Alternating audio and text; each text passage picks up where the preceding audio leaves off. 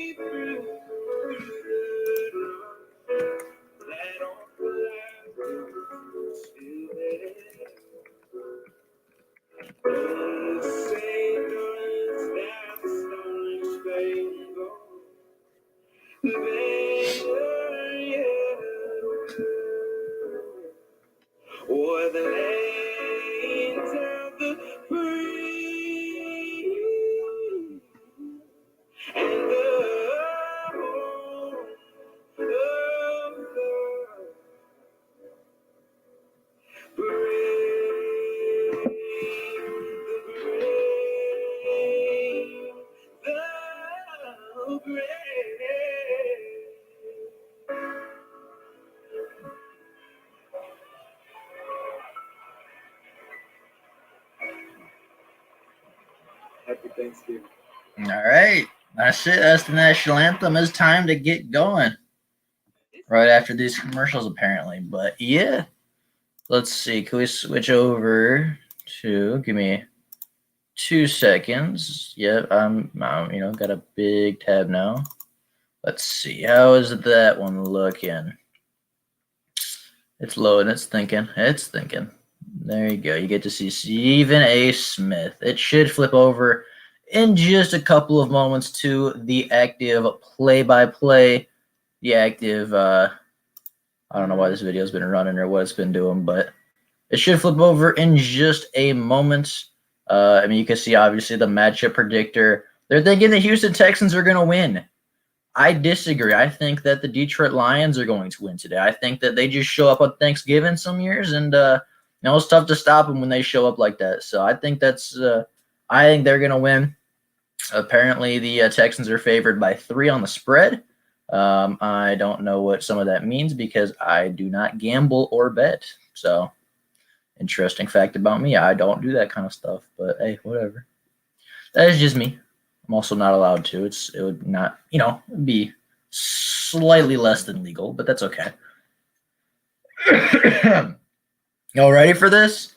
Ready for some Thanksgiving football with our Detroit Lions? The last time I streamed a Lions game, we didn't score a point, so hopefully we can improve upon that. Yeah, It is what it is, dude. I just hope we can score some points today because we're without some of our big weapons, and we're without some of our big weapons, and that'll make it tough. But Daryl Doubles had a little extra time to prepare. He's had a little bit of extra time to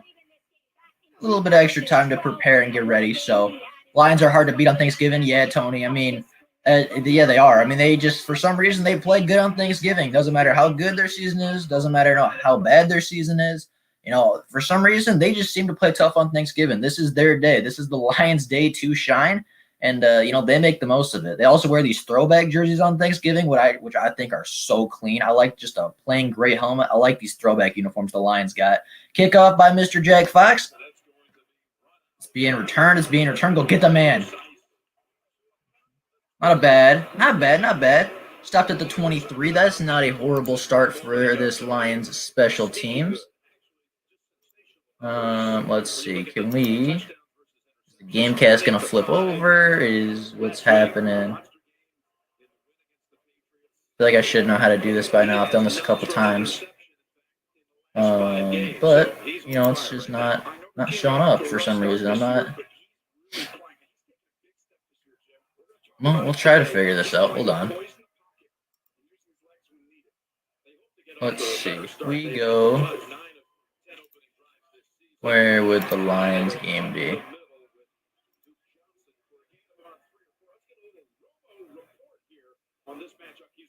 Oh, there it goes. I think it flipped.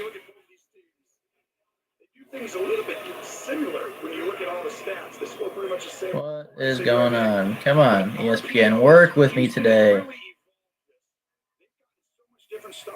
I apologize, guys. This is having some technical difficulties.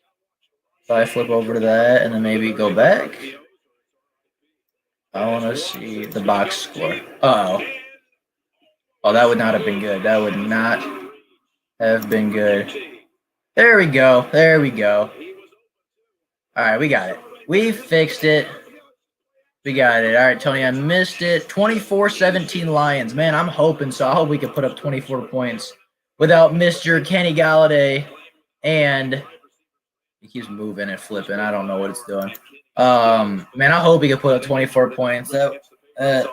I mean, we looked a little rough yesterday, but I think we could definitely get some work done today. I think we've had a little bit of extra time to prepare, and as you said, Tony, they're tough to beat on Thanksgiving, no matter who they're playing, no matter who they got. So, oh come on, Romeo, get there! Dang it! That's true. Fine, he got beat, man. Can't get that done. I'm telling you, there. Deshaun Watson is a different animal. He's a little better than PJ. That was just not great coverage by Mr. Trufant, but it is what it is. First play of the game. Lions will, hopefully they'll get it together. Hopefully they'll get their stuff together, and hopefully we can get this dub today. Let's see. Oh, get it. Knock it out. Punch it, Will Harris. That's unfortunate. We got 7 people in the chat, only 5 likes. Which one of you guys haven't liked the video yet? Come on, guys. That's a bad missed call and delay of game by a mile. I did not see one, Pride. I'll keep a closer eye on it. I was kind of watching the chat, kind of trying to figure some other stuff out. So I didn't see it, but, it is the Lions. It is what it is. Even on the Lions' special day, the refs don't know how to get it right sometimes. So I'll have to take your word for it. I didn't necessarily see it. Let's see. Go get him. Send the pressure. Send the blitz. Danny Shelton saw that.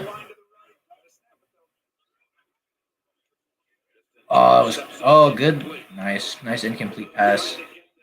I like that. Let's go. 2nd and 10, boys. Look at Big J. Ron Curse getting ready for this Thanksgiving matchup. He's out here. He's ready. You got Amani. He's active today. He was a little questionable this morning, but he's good. He's ready to go.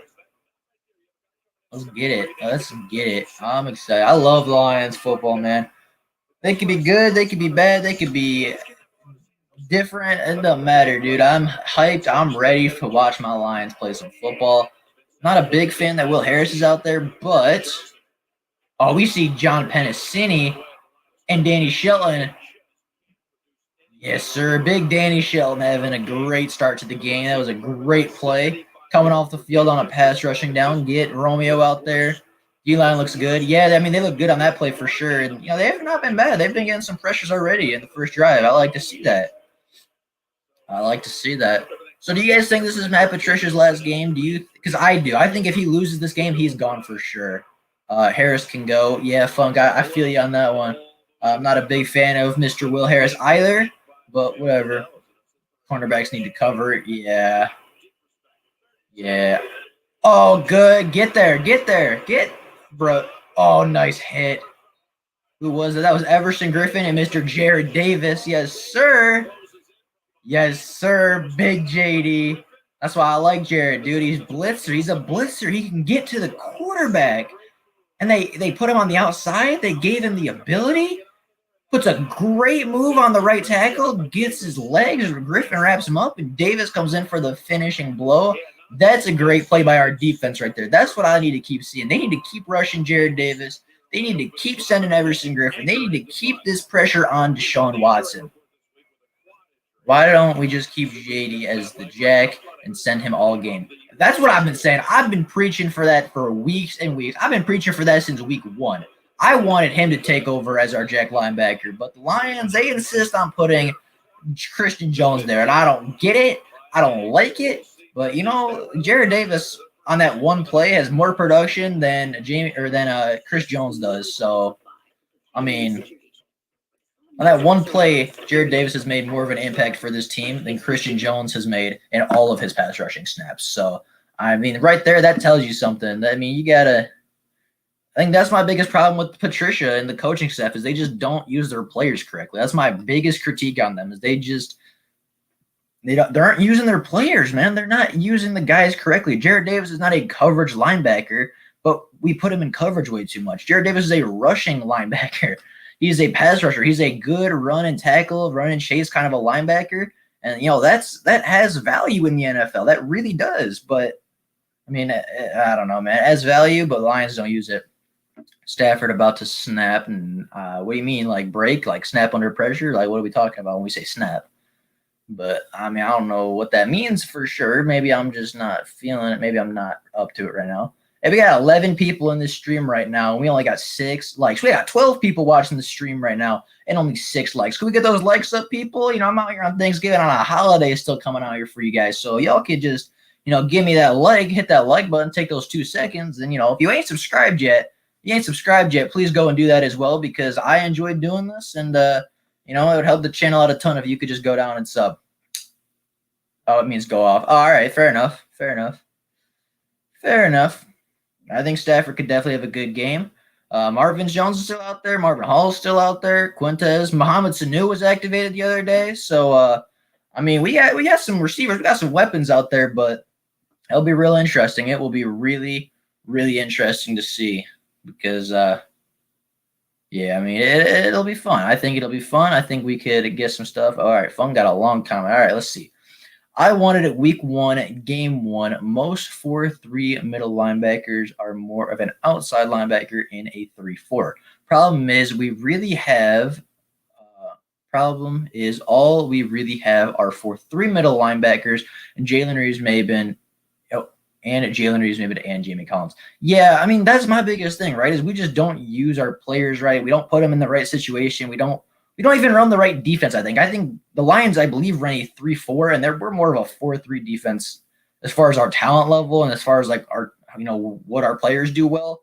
So, I mean, that's been my biggest critique is, they just don't put their players in the right position. Let's see, Stafford about to take the snap, first snap of the game.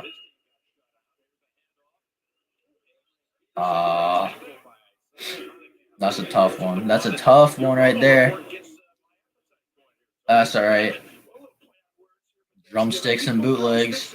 That's...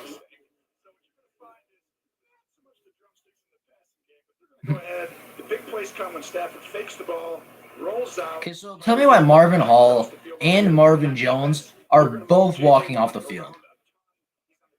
On the second play of the game, tell me why Mohamed Sanu is the only receiver on the field. Like, Mohamed Sanu, not a bad player, but he's not our best wide receiver, and he's not our best blocking wide receiver. Like that's a personnel issue right there, and that's again on the coaching staff. I mean, that's just a tough one. You can't have it. Man, we got 16 people in the building. We got 16 people watching right now, and only 8 likes. I mean, come on, guys. That's less than like 50% right there. That's just at 50%. Can we get those likes up? Can we get those? Can we get the likes going a little bit? I appreciate if y'all could just help me out and get it there. This is a joke already. I mean. The Lions, man, they're the Lions. They are. Kerryon Johnson's a fantastic pass protector. Yeah, look at that. Yeah, Hawkinson, get that first, baby. Let's get it. Yes, sir. Big TJ, let's get it. Yes, sir. Yes, sir. I love it. I love TJ. He, I think, is one of the players we're going to build around. And this player we should build around. Why Ode Ibushi is starting at the right guard, I am not 100% sure. But it is what it is. It is what it is at this point. It is what it is. Marvin Hall, Funk says, I blame Quinn wholeheartedly for this mess.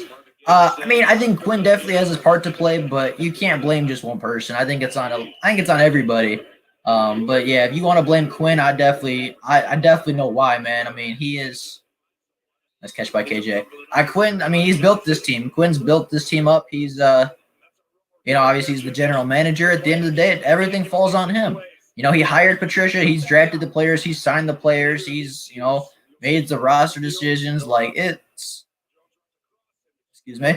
Yeah, at the end of the day, it does fall on Bob Quinn. It does fall on Bob Quinn. And, obviously it's not 100% on Bob Quinn, but, a lot of it does. And at the end of the day, most of it falls on Bob. So I fully agree with you there, Funk. Oh, I like it. I like the trick plays, baby. Let's get it. Yup. Go, TJ. Run, man. Run, big boy. Let's go. Yes, sir. Yes, sir. Big play right there. Hard to cook a meal with the wrong ingredients. Yeah, fair enough. Fair enough. Like I said, you could definitely blame Bob Quinn. But, again, if you're a great coach or a great chef, you can make a good meal with any ingredient. So, Reggie Cruz, great play. Yes, sir. Nice play indeed. Great play by TJ. They're getting him involved early. That is what I'm talking about, boys. Let's go. I like that. That's what we need out of Darrell Bevel. We need that trickery. We need that movement, and we need that excitement in the offense. We need the eye candy to make the defense jump and move wrong. Oh, that's a false start. Or not a false start. That's an offside. But whatever. Matt, PI maybe? I think Quinn is doing an okay. I think Quinn is doing an okay job. His drafts aren't that bad, and the people he brings in are actually pretty good. The only complaint for him, it would be hiring after. I mean, 1 second, I'll get it. Offside. Yeah, I saw that. Yeah. Nice. Yeah, I mean, I think Bob Quinn's done all right. Obviously, he's missed on a lot. I mean, you could say Tease Tabor. You could look at Will Harris. You could look at the long snapper he drafted. Like, yeah, I mean, he's definitely made his mistakes, and he's definitely missed on some players, but Bob Quinn is not the worst problem in Detroit. Bob Quinn has brought in some talent. Bob Quinn, obviously brought in Devon Kennard, brought in Kenny Galladay, drafted DeAndre Swift and Frank Ragnow and all these people. And, obviously, I mean, I think that, 1 second. Touchdown? Dang it. I mean, I think Bob Quinn's brought in some good pieces for sure. You can't make a steak if you give him fish. No, but if you give him fish and he's a good chef, he can make a darn good meal out of that fish. You know what I'm saying? And Patricia's not that good of a coach or a chef, to be totally honest. He's a good rocket scientist, though. I can give him that. He is a good rocket scientist. Bro, we got 18 people in the chat. We are popping today. It is Thanksgiving Day. Prime time football. I like it, man. I like all the people in here. I appreciate everybody that's in here right now, boys. I like it. We getting these first points. I hope so, man. Let's go. Adrian Peterson, right there. Boom. First down, touchdown. Not a first down because it's a touchdown, but points. 6 on the board. AP Thanksgiving game for the Detroit Lions. First one. Big touchdown right now. Let's get it, boys. Let's go. Touchdown. Let's go. Yes, sir. Number one for AP. Hey, you know what though? You know, Adrian Peterson has 2 touchdowns, I believe, or three. He has 3 touchdowns. But yeah, number one on the game. Let's go. Let's get it.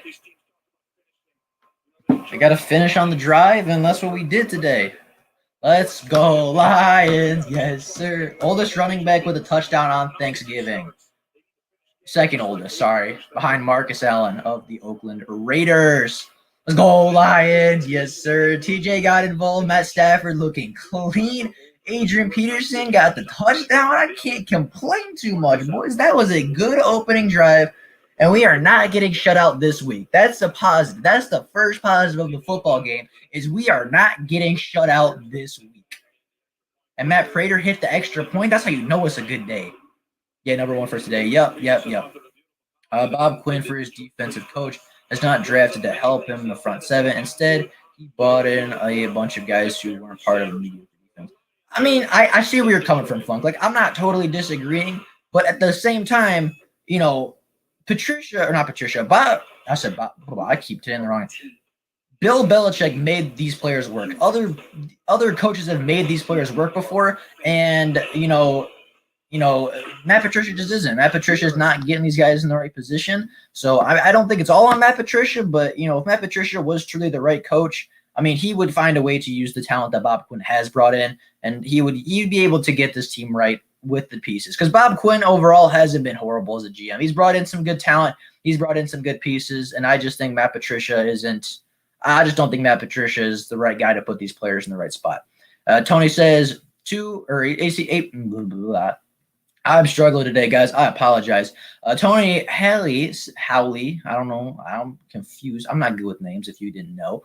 AP getting 2 touchdowns today. Yes, sir. I think he can. I think if we run through Adrian Peterson, if we get down to the goal line, that's I think Adrian Peterson definitely gets 2. Nice opening drive versus Reggie. I agree for sure. That's a nice opening drive. And I can't remember who said it earlier, but the Lions are always playing hard on Thanksgiving. LeGarrette Blount had a fantastic day on Thanksgiving a couple of years ago. He had 2 touchdowns, I believe, like 80-some yards. Like, he had a good day. Adrian Peterson is about to have a good day. It is about to be a great day for Lions fans, because we are going to come out and we are going to play good football. We're going to enjoy some good food after the game. Matt Stafford and Matt Stafford and TJ Hawkinson, and maybe somebody on the defense going to eat some turkey legs after the game. And it was going to be fun. We're going to have a fantastic time. We're going to have a great time as Lions fans. And it'll be fun. We'll enjoy it. I have a feeling this could be a good game based on what I saw in the opening 2 drives from obviously the opening defense and opening offense. Name the guy in our front seven that starts on a good team if we traded them. Danny Shelton was a starter on the number 1 defense last year. Everson Griffin was a starter on the Cowboys. Let's see. Trey Flowers was a starter on the Patriots defense. John Pennicini might not start, but he gets a lot of playing time on any team you put him on. Romeo Okwara started for the Giants for a long time and would definitely start for the Giants. We got some good talent. I mean, come on. Jared Davis, good guy, good talent. The Steelers wanted him. You asked for a team. You didn't say good team. You just said, did you say good team? You might have said good team. Oh, you did. All right, well, fair enough. The Patriots had the number 1 defense last year, and we took their defensive tackle. There you go. Good team, good players. Not using him right. Jared Davis, the Steelers, the best team in the NFL record-wise, wanted Jared Davis because they saw the potential, they saw what he could do, and front seven player, could have got rid of him, could have took him to the best team in the NFL because they wanted him because they know how talented he can be. Happy Turkey Day to everybody out there, says Reggie Cruz. Yes, sir. Happy Turkey Day to everybody. Happy Thanksgiving. Hope y'all enjoy the game. Hope y'all enjoy the stream, and hopefully y'all can enjoy some fantastic food. Hopefully you can enjoy some fantastic food with your family. Romeo was on the Giants bench. Well, but right now, you said right now, if we traded him, Romeo Okwara would start for the Giants right now. Romeo Okwara would start for a lot of teams right now, I think, because he's having a fantastic season. Oh, that's a miss by Christian Jones. Uh-oh. That's not good. That is not good. Christian Jones, I'll give you, Christian Jones is not a player that would start on many teams. I'm just, throwing things out there. Again, Romeo Core was on the Giants bench. Bob Quinn brought him in, and now he's one of our better pass rushers, getting, I believe, 6 sacks, 7 sacks on the season already. And, having a real opportunity to get to 10 plus sacks this season, having a real opportunity to get double digit sacks, that's a good buy in by Bob Quinn. That's a good investment. That's a good pickup right there.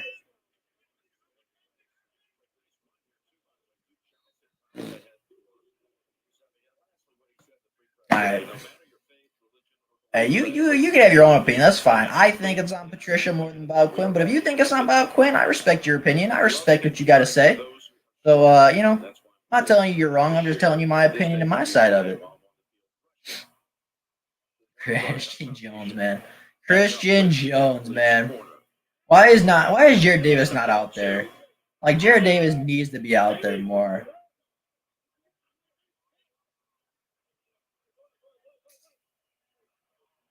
Come on, boys. Come on. Get up there. Get up there. Oh, that's a hold. That was such an obvious hold. Yeah, that's going back. I was gonna say there is no way. That was such an obvious holding. Yeah, thank you. Thank goodness. I didn't even see who he was holding, but the dude was like pulling his arms up and like calling for it. Uh, who was it? Who was it? Who was it? Oh, it was Reggie Ragland.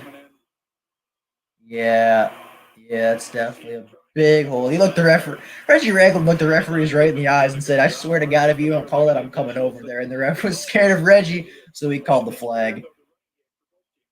4.4 penalties. That's not good. A game? Is that? No, that's not a game. That has to be like a quarter or something. It's good, man. I just blame Bob Quinn more than anybody. I mean, I blame Bob Quinn for hiring Matt Patricia if it makes you feel better. Obviously. Oh, Everson, what are you doing, big guy? Talking some trash to Deshaun Watson. That was close. That was close. I mean, yeah. At the end of the day, I blame Matt. At the end of the day, Bob Quinn has to be at blame, right? Because he's the GM. He makes all the big decisions. So, I mean, if you want to blame Bob Quinn, that's totally fair. But I blame Patricia and the coaches more than Bob Quinn, in my opinion. Reggie Cruz says, "Nice D, yes sir." He could have picked it. I think. I mean, that was close. Everson got a fantastic jump on that. Man, that was a good get off the line. Let's see. Let's see. 3rd and 12. Jared Davis is spying. Jared Davis is spying. Go get him, JD. Get him, buddy. Woohoo! Desmond Trufant with a big PBU. Yes, sir. Our defense is playing great today. Why couldn't they play like this every single week, bro?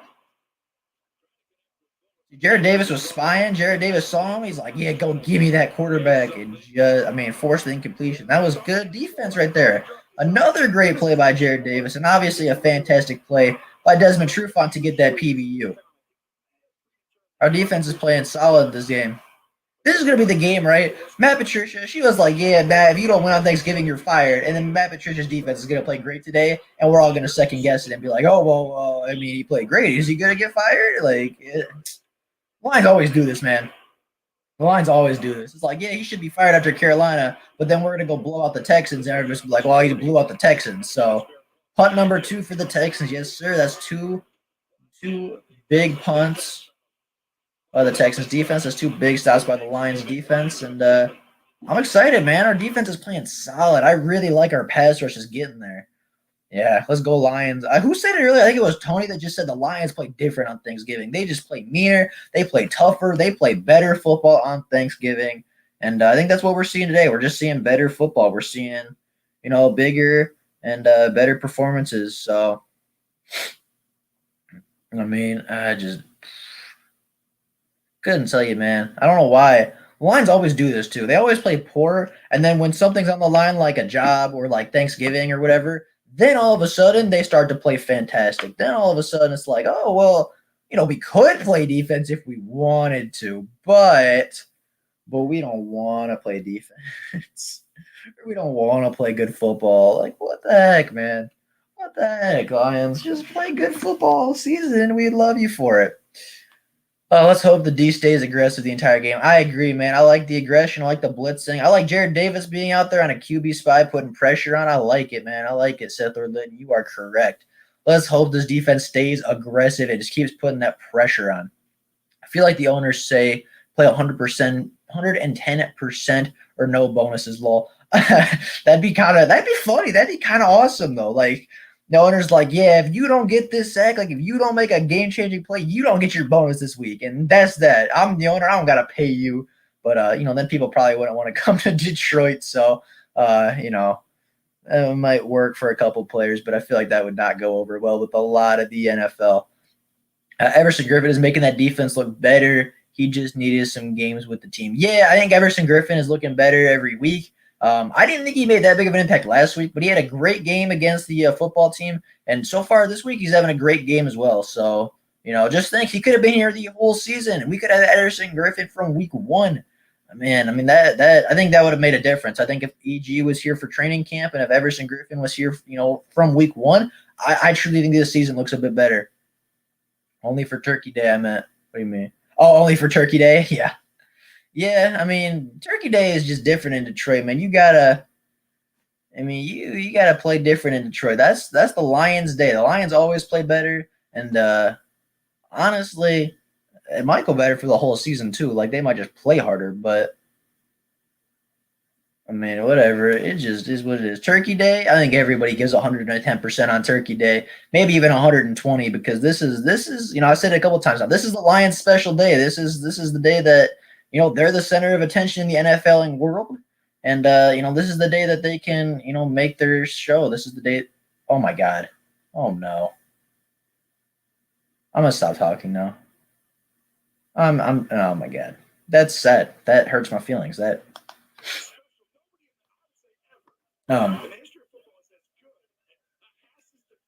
So Matt Stafford just threw a pick 6 to JJ Watt. Which was a personal bet against New England 4 days. Oh my. That's such a big momentum shifter right there. And that's not even on Matt Stafford, really. That's not even on Stafford, though. That's just a great play by J.J. Watt. That was a good read. He was getting pressure. He got rid of the ball, and J.J. Watt got his hands up. That's not a bad play. That's not a bad read by Matt Stafford. That's just a great play by J.J. Watt. I mean, Funk, that's not on Stafford, man. That is not on Stafford. There's no way you could put that on Matt. He's got a touchdown. It's really unbelievable. I mean, that's not on Matthew Stafford, dude. That's just not. It's not on Matt Stafford. That was not a bad read. That was not a bad throw. That was a great play by J.J. Watt. That's all there is to it. J.J. Watt gets paid to make great plays, and that's what he did. And the Lions are still leading, so we're fine. We're fine. We're absolutely fine. J.J. Watt can't believe it, bro.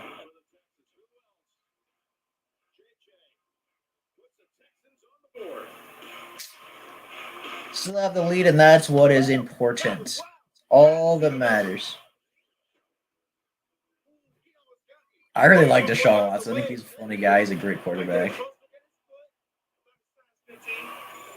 This is an awesome commercial. Yeah. Deshaun Watson's a good quarterback, but hey, all that matters though is we got the lead, boys. That's all that matters. Matt Stafford threw a pick 6, great play by J.J. Watt, but we got the lead. I don't know who the Texans kicker is, but man, missed it, and I mean, that's not on Matt Stafford. That's just not. Can't blame him for that one. Can't blame him for that, but that's definitely a momentum swinger. That definitely is that definitely sucks. Yes, it was. He did not get the ball over the line. It almost hit him in the face. Dude, J.J. Watt jumped up and barely got his fingers on it. That did not hit J.J. Watt in the face, dude. That's so not true. That's just not true. That's no. You can say that that was not a bad throw by Matt Stafford. That was not right on J.J. Watt's face. J.J. fully extended his arms and still had to tip it to himself. No. That's not on Matthew Stafford. That's a great play by the defensive line. I mean, every quarterback makes that throw. Every quarterback makes that throw 10 times out of 10, and the defensive line makes that play 2 times out of 10. You know, it just happens. That's not on Matt Stafford. It's just not.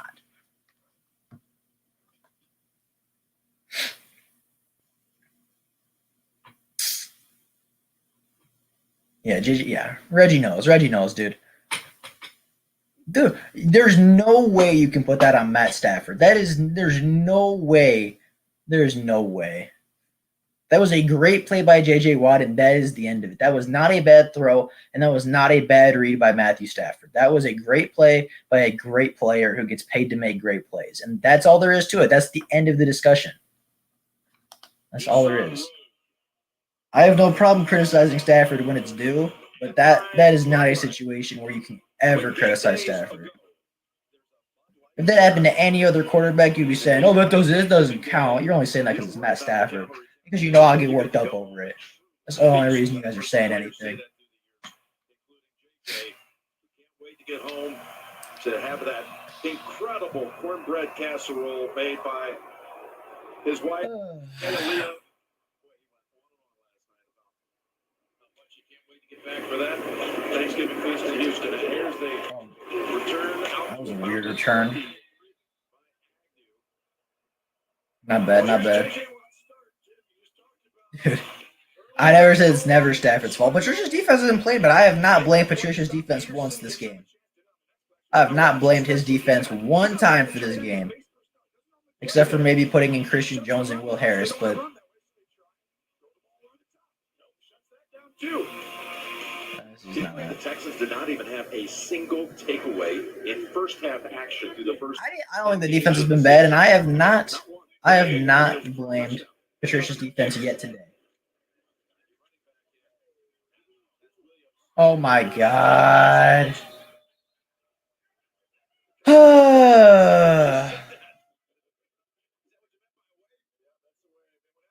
Okay, it still didn't hit him in the face. He still fully extended his arms up.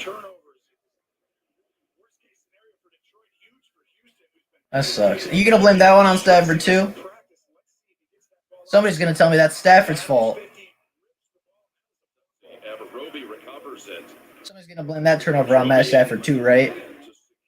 Because that's just as much Stafford's fault because he handed the ball off, you know what I'm saying? That was not a Patricia's fault. That was not Patricia's fault at all. I don't know why Mr. Williams is in the game. I mean, you have Kerryon and AP. I don't know why you're putting in Williams, but whatever. Right, you're saying it now. That's not on. Oh, well, that was just a missed tackle by Will Harris, but I have not blamed Patricia's defense yet. They have not given up any big plays. They have not played a bad game as of yet. So, you know, you can't call me out for hating on Patricia when I have not hated on Patricia yet. Before that snap, the 3 previous snaps in this game had been a Detroit touchdown, a Houston touchdown by Watt, and then another Houston takeaway. They've got another set of downs from the 16. But he does, like, show me the best defense Stafford's ever had and the best offense, or the best running game. I mean, I'm just saying.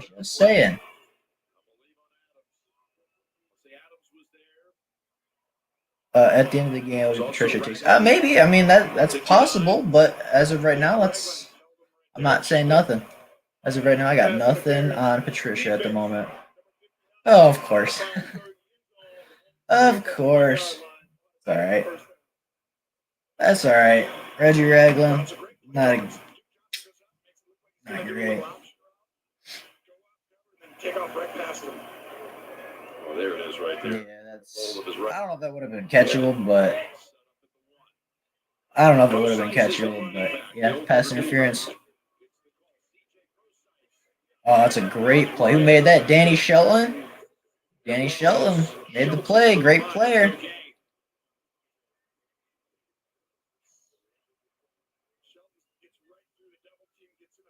That was a great play by Danny Shelton right there.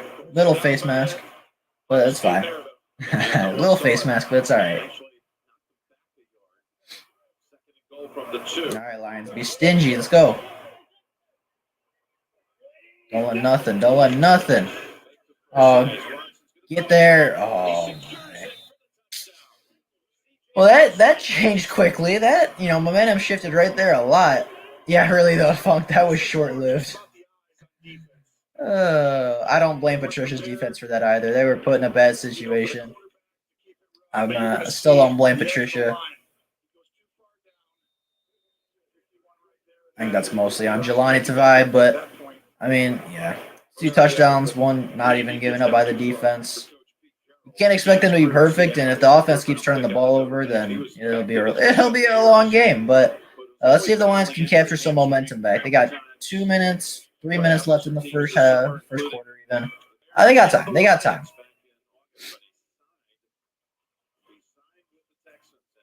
I'm pretty sure our player forced that fumble.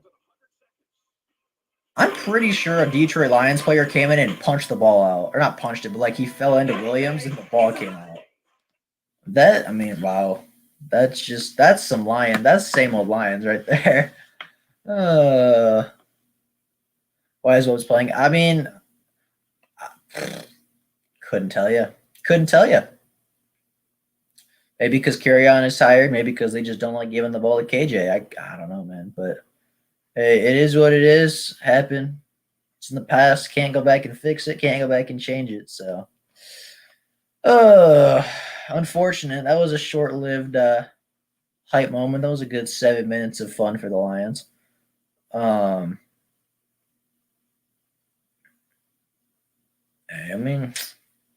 It is what it is. I hate it. I don't like that Williams was in. He made a mistake, and he knows that. He knows that. He knows that. It's unfortunate. It really is. But man, the momentum shifter. Man. Texans have the momentum now. Let's see if the Lions can run the ball and get it. That wasn't even a bad run by Williams either. That was like a good 5-6 yard run. And if he holds on to the ball, that's a good play call. That's a good run. That's a good play. But obviously it wasn't because he fumbled. But that wasn't a bad run. It's not like he got stopped or anything. He just lost the football. You got to work on that ball security, man. You got to work on it. But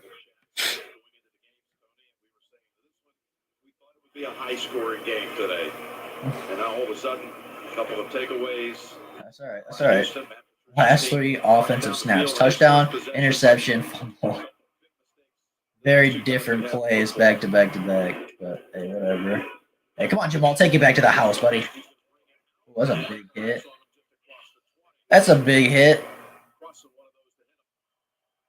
Fine. Come on, Lions. Run the ball.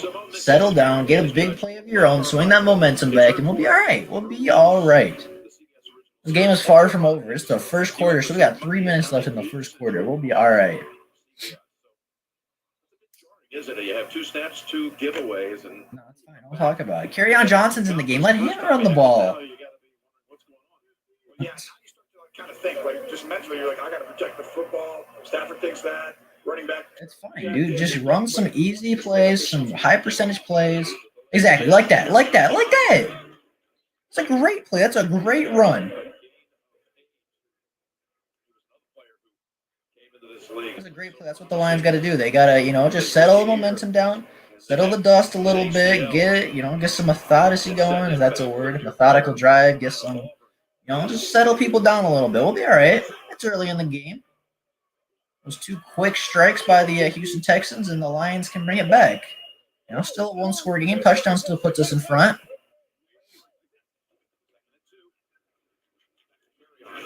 Good first down. Good first down. That's a great broken tackle. That's a good play by KJ right there. Keep feeding this man the ball. I just keep saying, Reggie Cruz says first down. Let's get it. Yes, sir. Get it. Let's go. See, I keep telling people, Kerryon needs more carries. Kerryon needs to get more involved. And look what he does when he gets involved. Man gets first downs. Man gets big plays. Yeah, this offense is just different without Swift and Kenny. I keep saying KJ. Swift and Kenny make this offense great, and Stafford can still work without him, but it's tough. It's tough.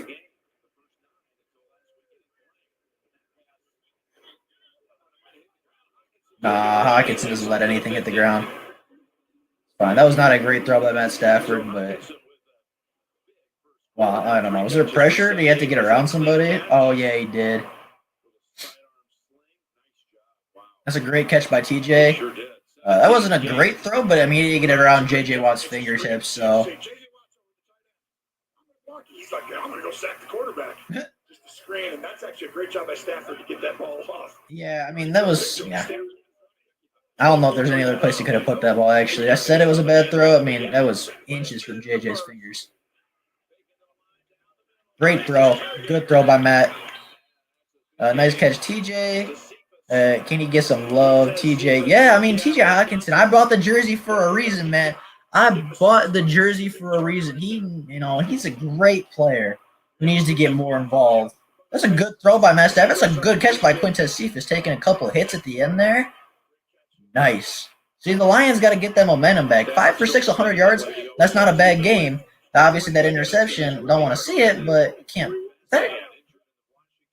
That's Isaac Nauta, bro. I thought I saw number 99 on the offense for a second. I was confused. It was 89, but he had his jersey folded weird. I thought it was like 99 or something. I was tripping. That's not bad, though. Like, that's not a bad quarter by the Lions. Matt Stafford is not having a bad game. Kerryon Johnson, 3 for 18 is not bad. TJ Hawkinson having a great game by himself. Like, I mean, that's not a horrible first quarter. Obviously, you don't want to see the turnovers, but, I mean, I don't really put either one of those on Matt Stafford. I mean, obviously, the fumble's not on Matt Stafford, but I don't really put the INT on him. I mean, he's playing good football. He's playing efficient football. And that's all we need from him. Matt Stafford needs to play an efficient game, and our weapons and our running back and our defense got to help him out, and that's the formula to win right there. I mean, that's just how it is. But man, it's a funny commercial. What do y'all think? First quarter is over. Obviously, some mixed emotions from me. Good start, great start, in fact, but unfortunately, a couple turnovers have been really big, and they've been huge for us, or huge for the Texans. So that's unfortunate, but I don't think it was a bad first quarter. I don't think it was a bad time at all, to be honest. I think the Lions showed some good things, and I think they're getting some stuff done.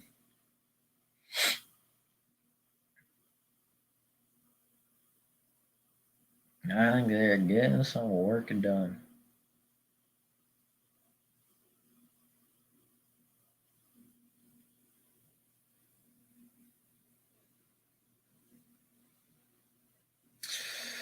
So, TJ saved Stafford pass. Yeah, I mean that was a great catch by TJ Hawkinson. There's not a whole lot of room. Stafford could have put it more inside, or else JJ Watt would have got a hand on it. But yeah, and that was more of a great play by Stafford than it was a great play by TJ than it was a good throw. But hey, that's what you got to do sometimes. Sometimes you got to bail out your quarterback. Sometimes you got to save him from a tough throw, and that's what TJ did on that play.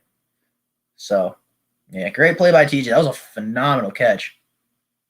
What they showed is when you change your plays, things open up. I mean, yeah, that's exactly what happens. That is exactly what happens, man. I need Kenny and DeAndre Swift back, dude. Like, this offense, I think that the Lions are growing a little bit even without those two. Man, if they came back, this offense would be popped. This offense would be going places. But obviously they're injured, and obviously that's not happening today. But man, if it could. Yeah, the big thing right now is the turnovers. You got to win the turnover game if you want to be good, if you want to win the game. So you got to win the turnovers, and hopefully the Lions can get a couple of their own and swing the momentum back. No, that's fine. Nice running. Come on, the double flea flicker? No way. There's no way. Yeah, there's no way, dude. The double flea flicker. That was a nice double flea flicker. I like that. Oh, you know what's crazy? That might have been out. No, what? That might have been a fumble. Come on, guys. Oh no.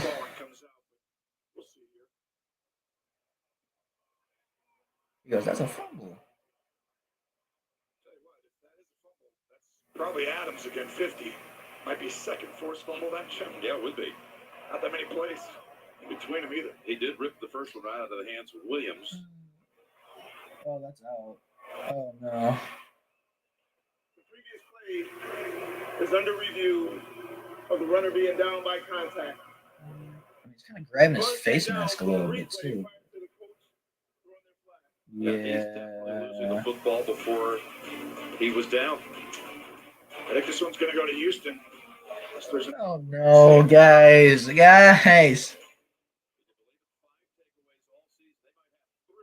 my. Just a quarter and 30 seconds into the game. My goodness. This is big. This year, my goodness. I can't believe that.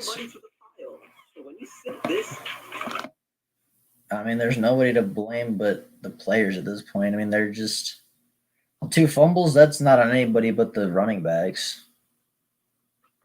Oh, gosh.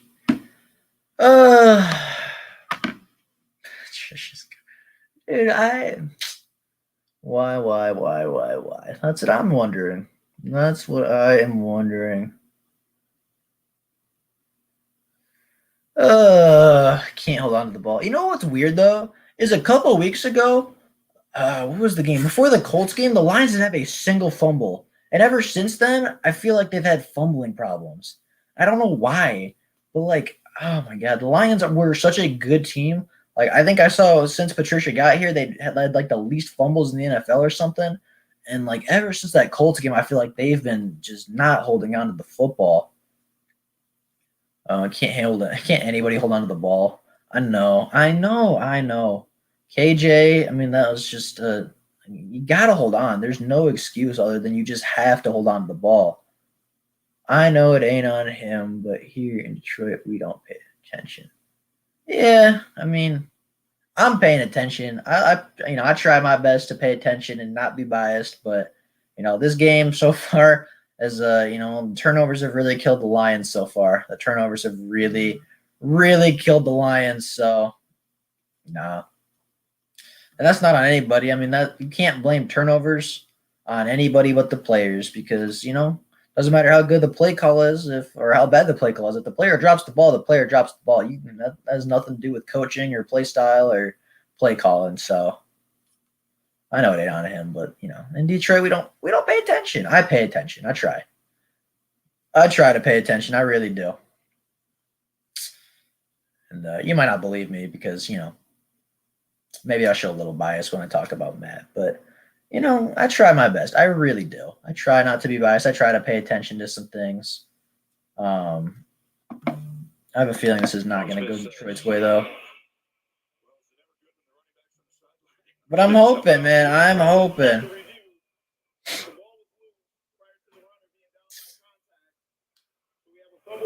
Oh, no.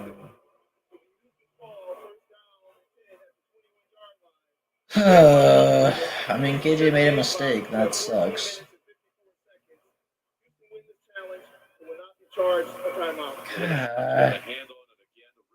We need to work on ball security. That's like literally it. If we don't turn the ball over, it's a 7-0, 14-0 game Detroit right now.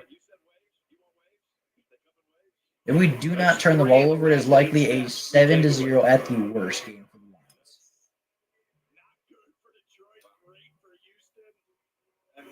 These games for teams who are really close in a lot of areas. Showed the rushing aspect and everything. I mean, we do try harder than other YouTubers. I do. I'm not going to speak for anybody else, but I try to stay neutral. I try to stick with facts and statistics. Obviously, I have my opinions because I'm human, but fumble. Yes, sir. That's amazing. That is amazing. Oh my.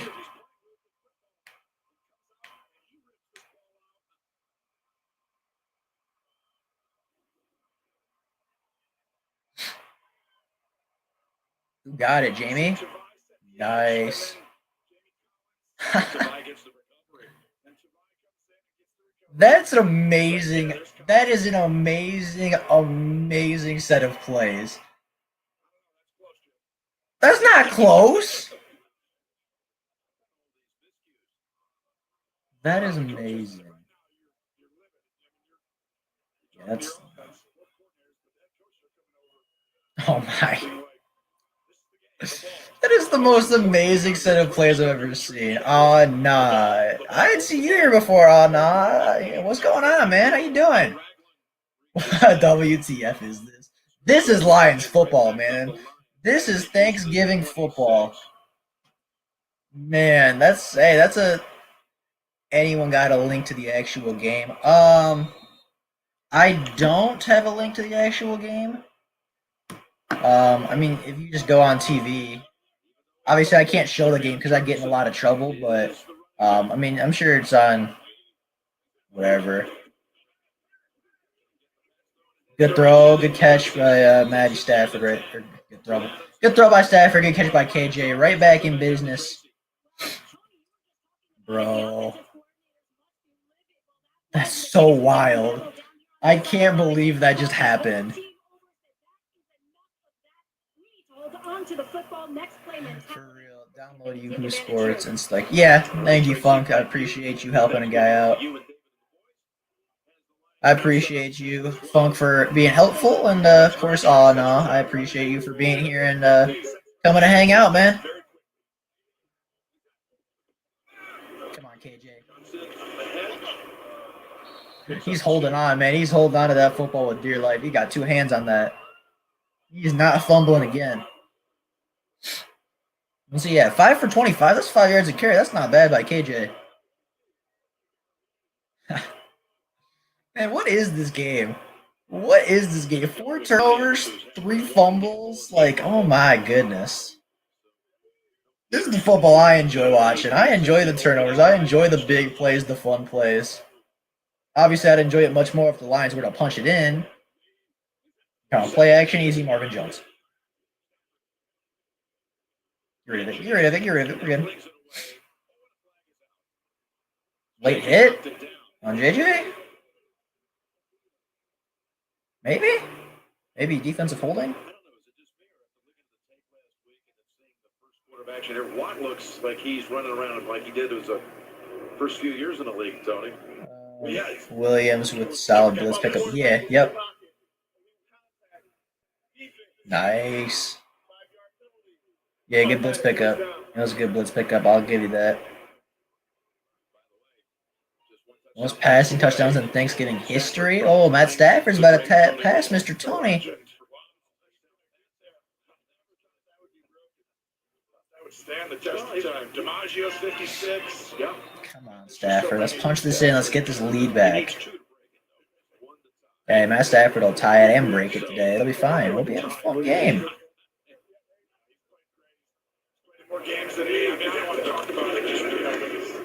Oh, come on. AP.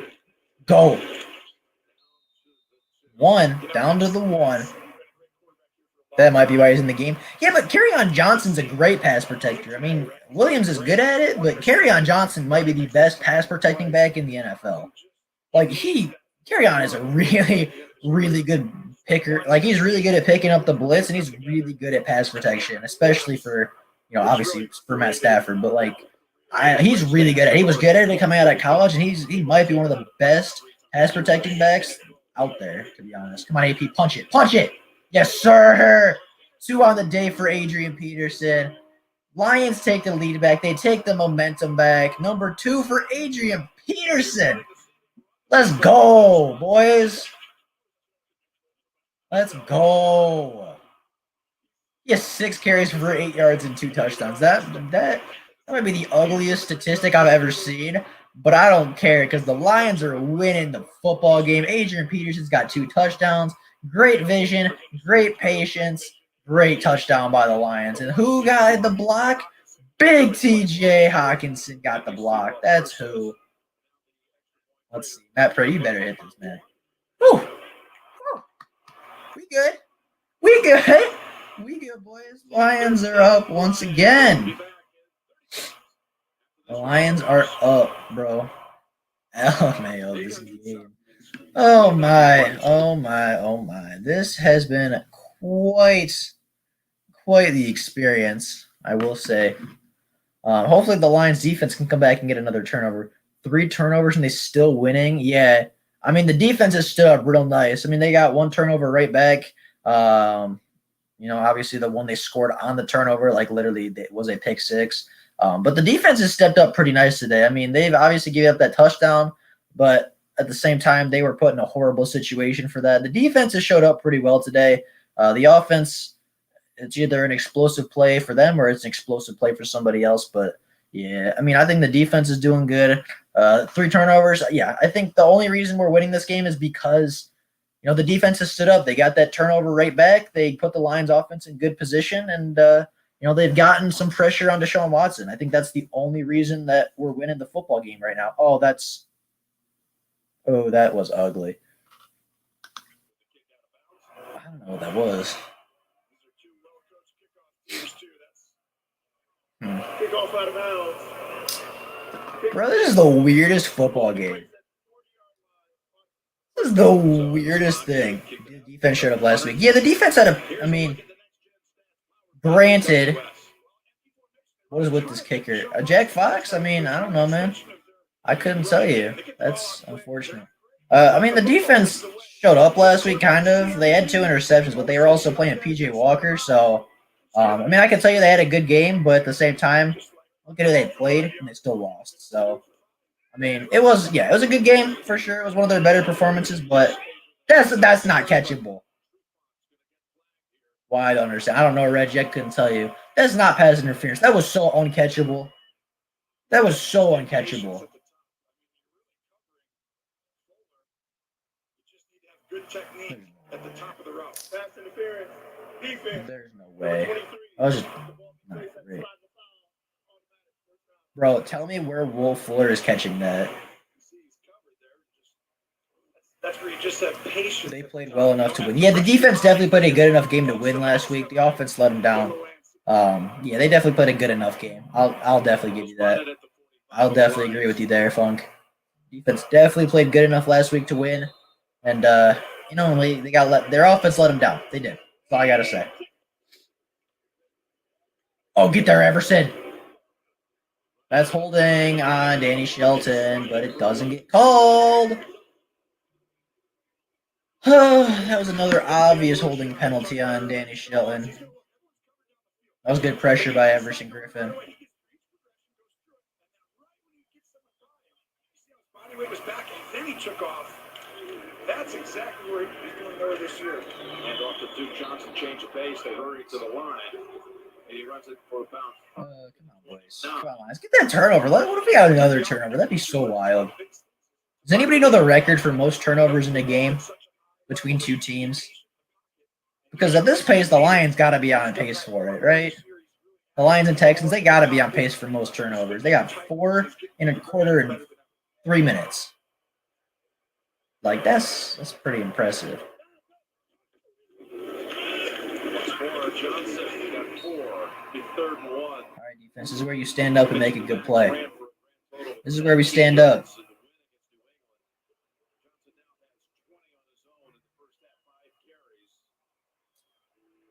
Uh-oh. Is Shelton all right? Oh, that's not good. Play here for a moment. He looks, obviously hurt, but he looks like he's stretching it out all right. Let me see what happened. So he has the ability to make it seem like he can hand the ball off, or he can throw, or go here. They have so many options off this. Right there, and he can throw that ball down the field, hand it off, or keep it. Oh, he got taken out of the knee. Thanksgiving, everybody. The fact that he stood up, though, was good. The fact that he stood up and was stretching, it's a good sign. That means he didn't tear or break anything, so that's good. 17 by... He got rolled up on. Yeah. Reggie, I don't understand what you're saying. 17 by Detroit. Oh, that's the record? Okay, gotcha. Detroit had 12 turnovers. Okay, I don't think we're gonna beat that actually. That's wild, dude. I don't know where you. That's crazy. That's a lot of turnovers. I thought it was gonna be like 9. I thought it was gonna be like 8 or 9. Dang, I don't think we're gonna get 17 turnovers. Detroit had 12 turnovers that game. That's wild. That's so crazy. That's so crazy.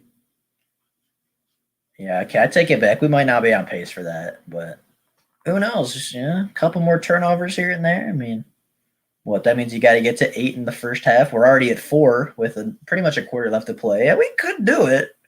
We could do it. I'm assuming Detroit didn't win that game. Yeah, I was gonna say Sithler. I'm assuming we didn't win that game against Chicago. But that'd be pretty cool. That would be pretty cool. We still imagine having 12 turnovers and still winning a football game. That would be wild. Reggie, if you have the score of that game, I'd be so interested to see what the score is because, my God, I would have to imagine it was a blowout. 12 turnovers in a game. Like, that's a lot.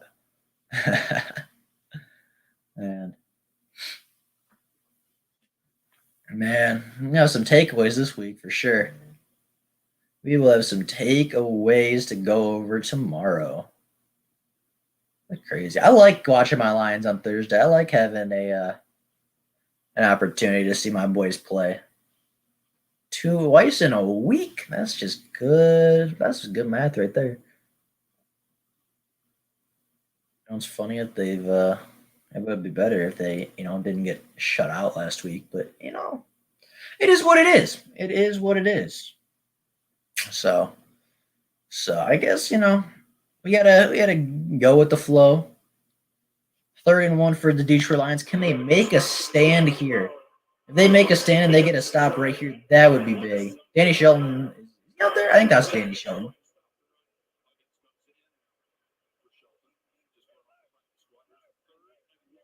Oh, never mind. Danny Shelton's not in there.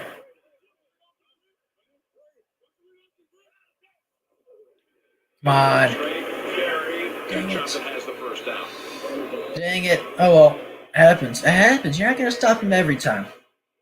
That's all right. That gives the Lions more opportunity to get turnovers, and that's what we're looking for. We're looking for turnovers, and you know what? That gives the Lions more opportunity for a turnover. And our cornerbacks are getting bored. They haven't done anything.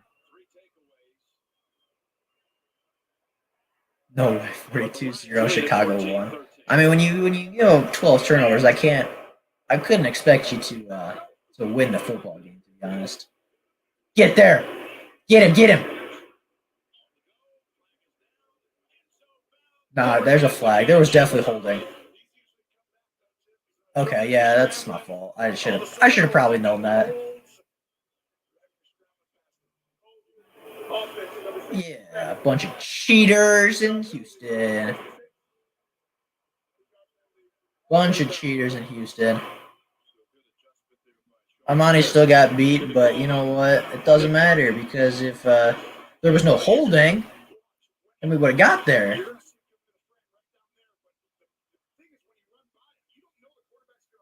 Past you, so you're kind of just holding right in front, and then he tries to shed and run off and go get the quarterback, and you're like, wait, when did Deshaun show up here? We're passing the ball. Fair enough. Good commentary, Tony. I like it.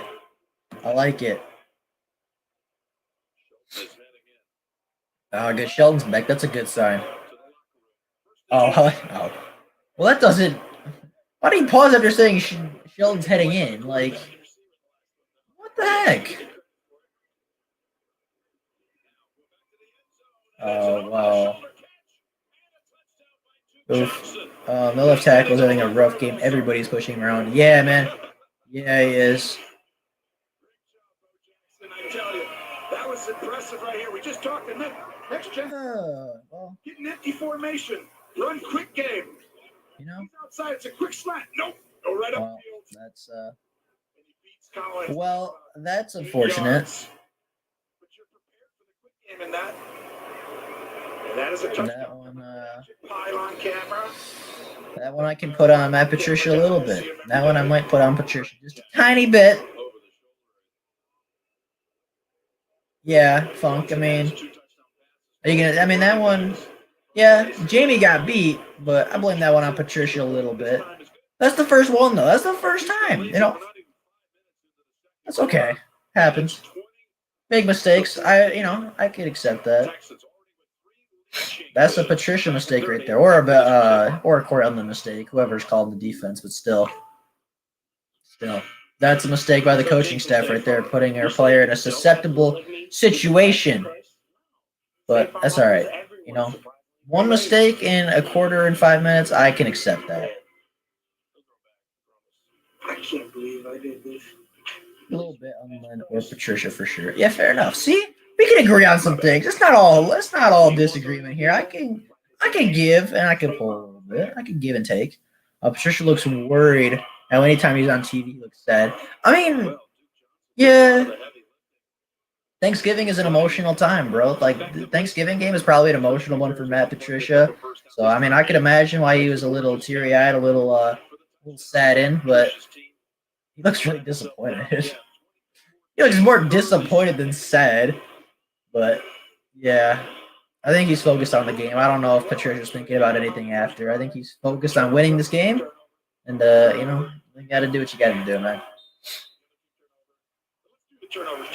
Let's do the turnovers, bro. We got 4 already. Still not on Stafford. Williams fumbled, and then Carryon fumbled, and then the Texans fumbled, and my goodness.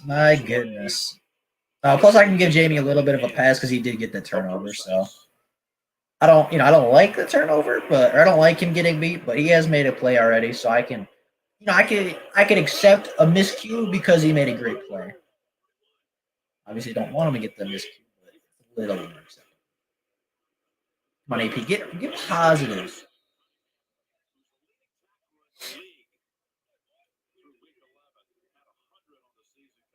Jeez, he has 100 tackles in 11 weeks. That's wild. It was actually a really good call by the Texans. Play caller to go quick and stop the Lions from going past defense.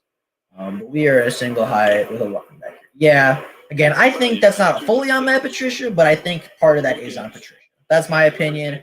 I'm not going to fully say that's on Matt, but I also am not going to say he had nothing to do with it. And that's where I stand with that play.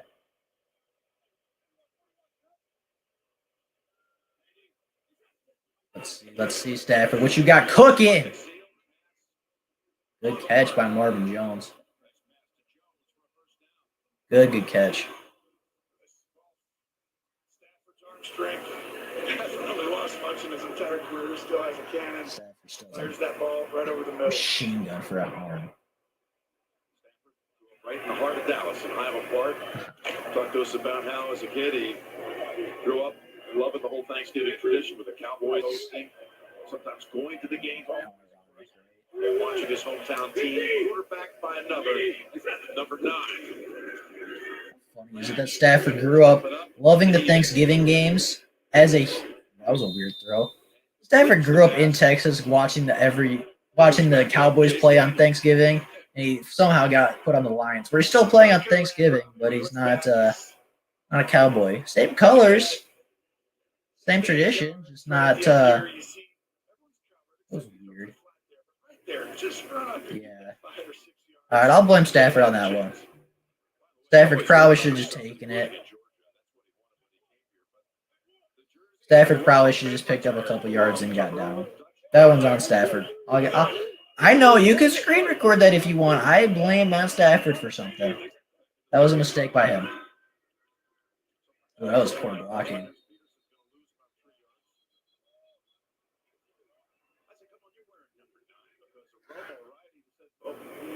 Yeah, Tony's on the call.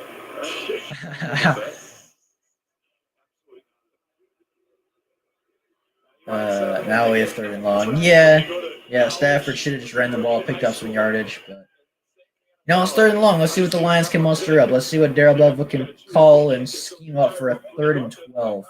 Because obviously Matt Stafford's got the arm to just rip the football into a tight window. So we'll see.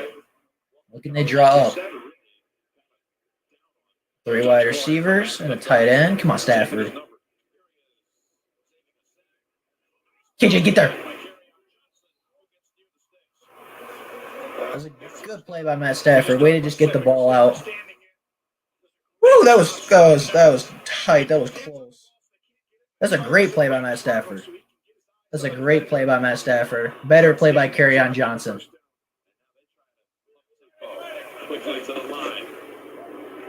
Oh, go KJ. Oh, just got tackled.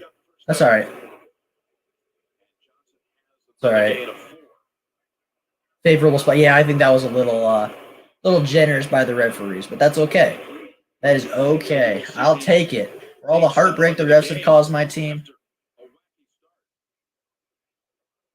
I want to know something crazy.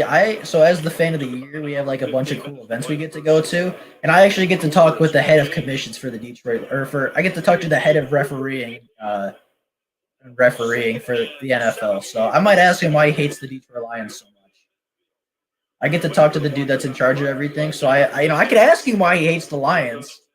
I could ask him why he hates the Detroit Lions. Why his refereeing staff doesn't like my team. But let's see. Oh.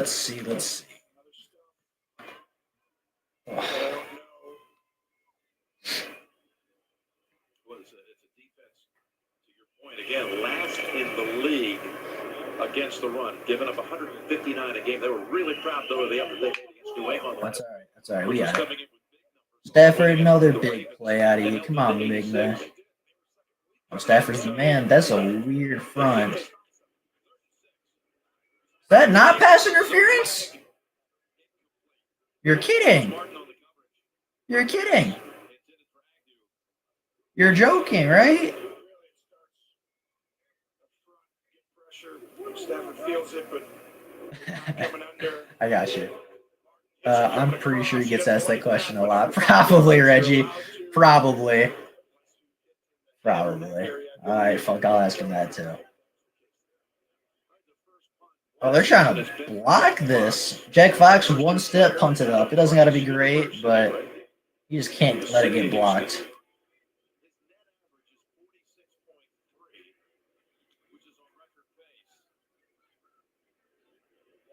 Back. Oh, my.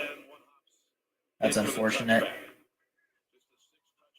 40 punts this season. Houston leads it. That's unfortunate. I still think it was pass interference on Jamal Agnew, but that's, whatever. Inside the chunk. Oh, inside of the chuck zone, and the ball wasn't in the area, I guess.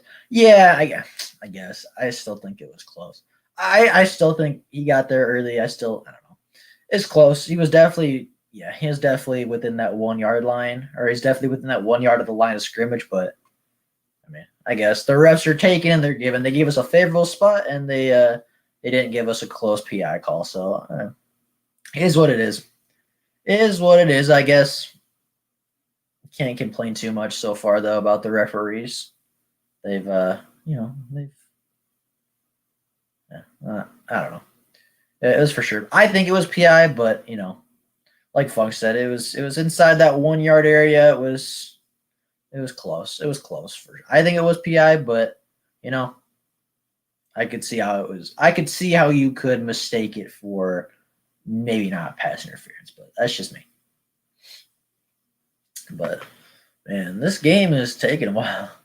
Won't get them all. Yeah, that's true. You won't get them all, and in Detroit, you'll be lucky to get a couple. So you'll be lucky to get maybe 30% in Detroit. So got to take what we can get, and got to move on from what we don't get, I guess.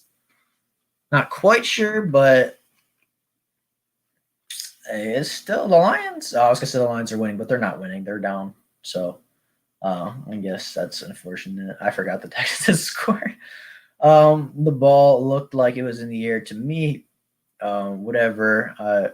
I've been a Lions fan long enough to never ever think I'm getting the call. That's fair enough. I haven't even been a Lions fan that long, and I already know. Don't expect a call.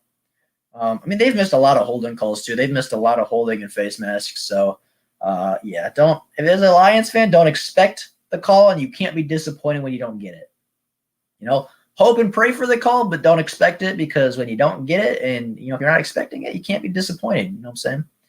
Luke plays Bevel is terrible play calling. I actually don't think Belleville's play calling has been that bad this game.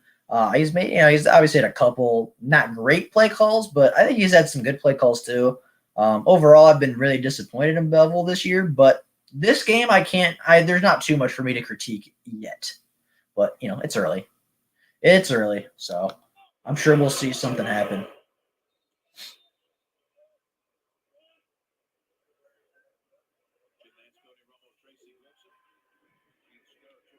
Oh, I was confused for a second. I could have swore the running back had the football. The evolution of Matt Patricia. Patricia. That's where he's 14, 15, 17, 20. Oh.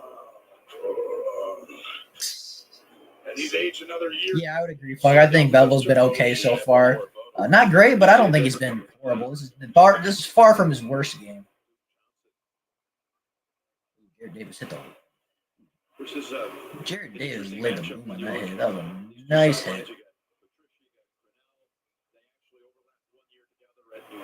Shocker. Shocker. How do they find these things, dude? Bro, how do they find that? Like, how do they know that an interim head coach and Matt Patricia were on the same Patriots roster as assistant head coaches in 2004? Like, how do you find that?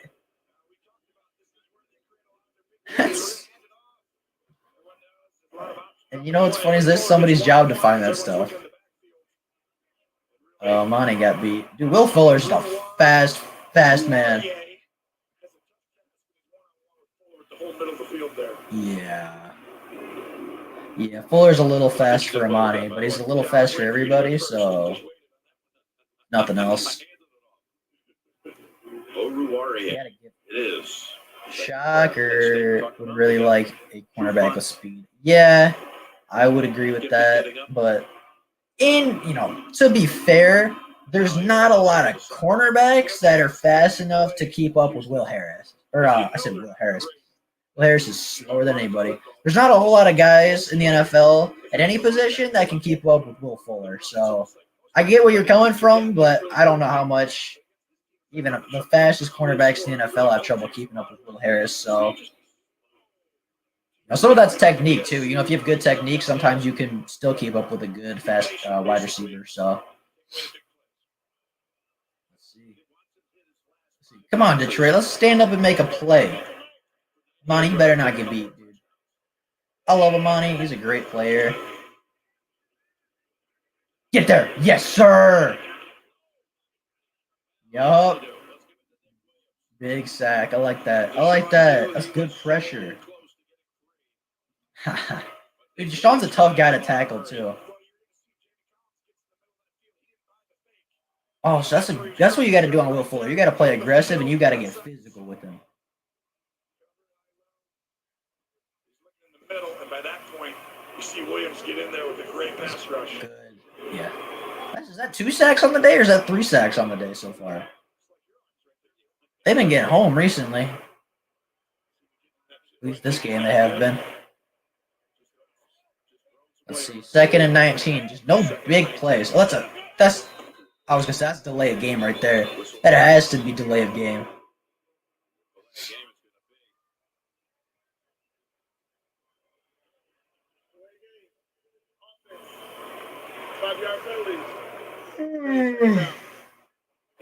Delay any longer. Let's go to Tracy.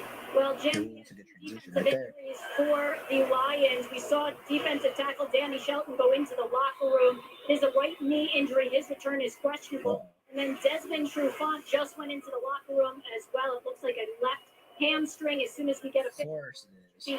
Does it surprise anybody that Desmond Trufant has a hamstring injury? I feel like that never happens. He's never injured. He's always available for the Lions, so it shocks me that he's hurt. Oh, come on. Sadness. I'm a sad person. Sadness. Why are you faking? And why are the linebackers biting on the fake? It's 2nd and 24. They're not going to run the football. And if they do run the football, there's still no reason to step up because it's a run play. Oh my goodness. Get there. Fumble. Oh no, he didn't. I thought the ball came out. That's my fault. Deshaun Watson's laughing. And I forgot Brandon Cooks was there. LMAO. Man, team gets torched in zone. I mean, the Lions seem to be getting torched anyway, so he was wide open, man. Come on, you know that. Oh, Ruarie. Sounds good. Right there, mate. You got it next. Good pronunciation. You gotta learn how to pronounce your teammates' names and your team's names. Come on, Lions. Get a turnover.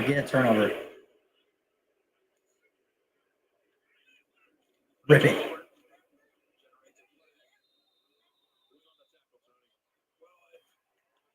Did he push off or something? Oh, good. You're going to get too far downfield when you throw the ball.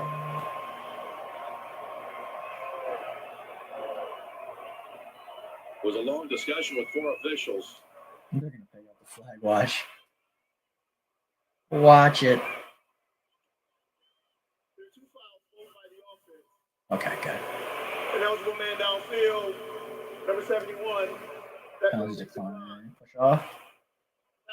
Yeah. Blocking downfield, offense number 85. That's a 2-yard penalty for the previous spot. Replay, second down. Neither of those guys are at fault. So when you go in on, on Monday, I think Deshaun just took too long to hear that ball. It's a running play. The quarterback has the discretion to throw. My man's in the red zone blocking. Decision he makes.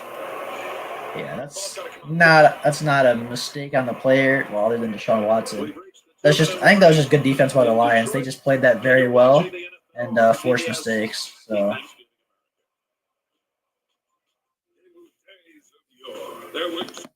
Yeah, but 2nd and a mile and you go to a drop zone, no jam with the line. Doesn't make sense to me. Yeah, and I get that. That's unacceptable. And falls on coaching and play calling again. Obviously the players gave that up, but if you're putting them in a position to give that up, that's just unfortunate. That's all I got to say. It's unfortunate. It is unfortunate that things happen that way, but hey, it is what it is. I still don't think the defense has played a horrible football today. I still don't think they've been bad. They've been far from great, but they've also been far from horrible. So I'll definitely take this defensive performance out of the Lions today. I will definitely take it. Nice.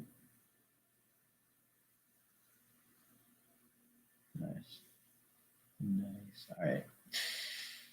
Anyway.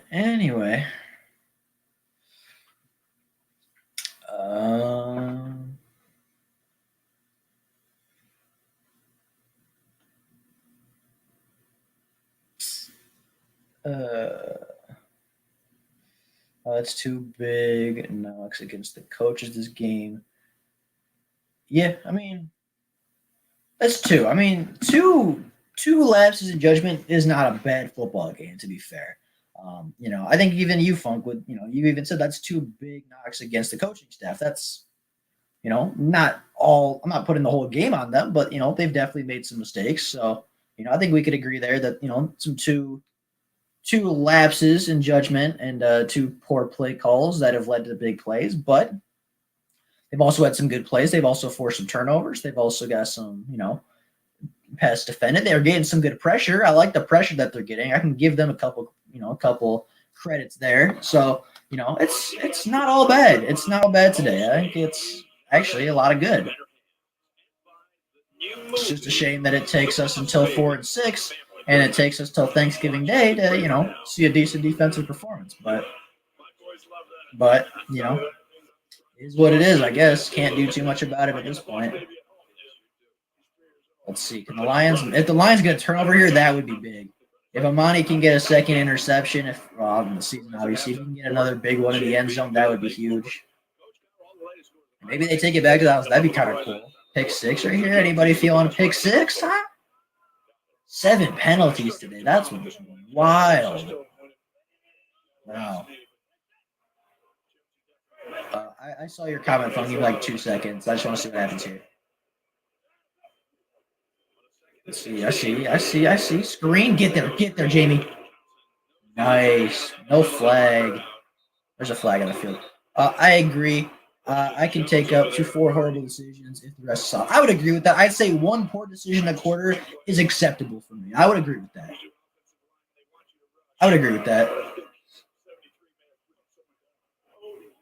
Oh, another flag by the Texans. They're playing some sloppy football today. They are playing some sloppy football, but it doesn't matter. It does not matter because the Lions still made a great play, even with the Texans trying to cheat them out of some stuff. All right, 3rd down. This is where you get a big play.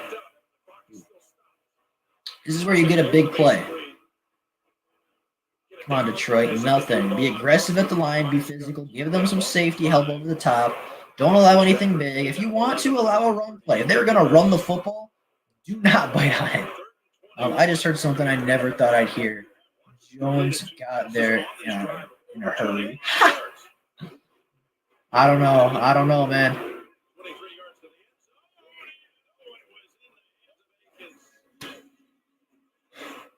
Bro, my heart can't handle that. Jamie Collins almost got beat twice. I don't think Collins even touched that. Whew. Hand coming in there. Well, you see the patience at the top of the round. Get scared. My heart is beating. Oh, come on, miss it. That'd be wild. Come on, Kaimi Fairbairn. Let's get it. Come on, miss it. Hook it wide. Nobody kicks well on Detroit. Not even Matt Prater. Come on. Hook. Nope, dead center. That's fine. It's fine. Matt Stafford can go down and get us a score before we get the ball at half, right? I think we do. I think the Texans started with the ball. So Stafford, go down and get a touchdown. Matt Stafford. Lions offense goes and scores. They get the ball at half. And they can go down and score again. So Jamie Collins should get a PBU. I mean, he didn't really touch the football, but I still don't think it was a horrible play by Jamie. I just think that it's weird. I just feel like our linebackers aren't that good in coverage. Like, I really don't. It's weird because Jamie Collins was good in coverage last year with the Patriots, and this year he's kind of getting exposed just a little bit. He's definitely made his plays for sure. Like, he had an interception. He's a couple of forced fumbles and fumble recoveries, but he just keeps getting beat in coverage. I think a lot of our Lions just get beat too often. It's not good. And, some of that's on the pressure, some of that's on, coaching, some of that's on the players. But, yeah, Jamie Collins, I mean, that was not really – he didn't break up the pass. He just kind of stood in the way. So, I mean, you want to give him the PBU. I get it. Pad the stats, right? Pad the stats. Make your players look better.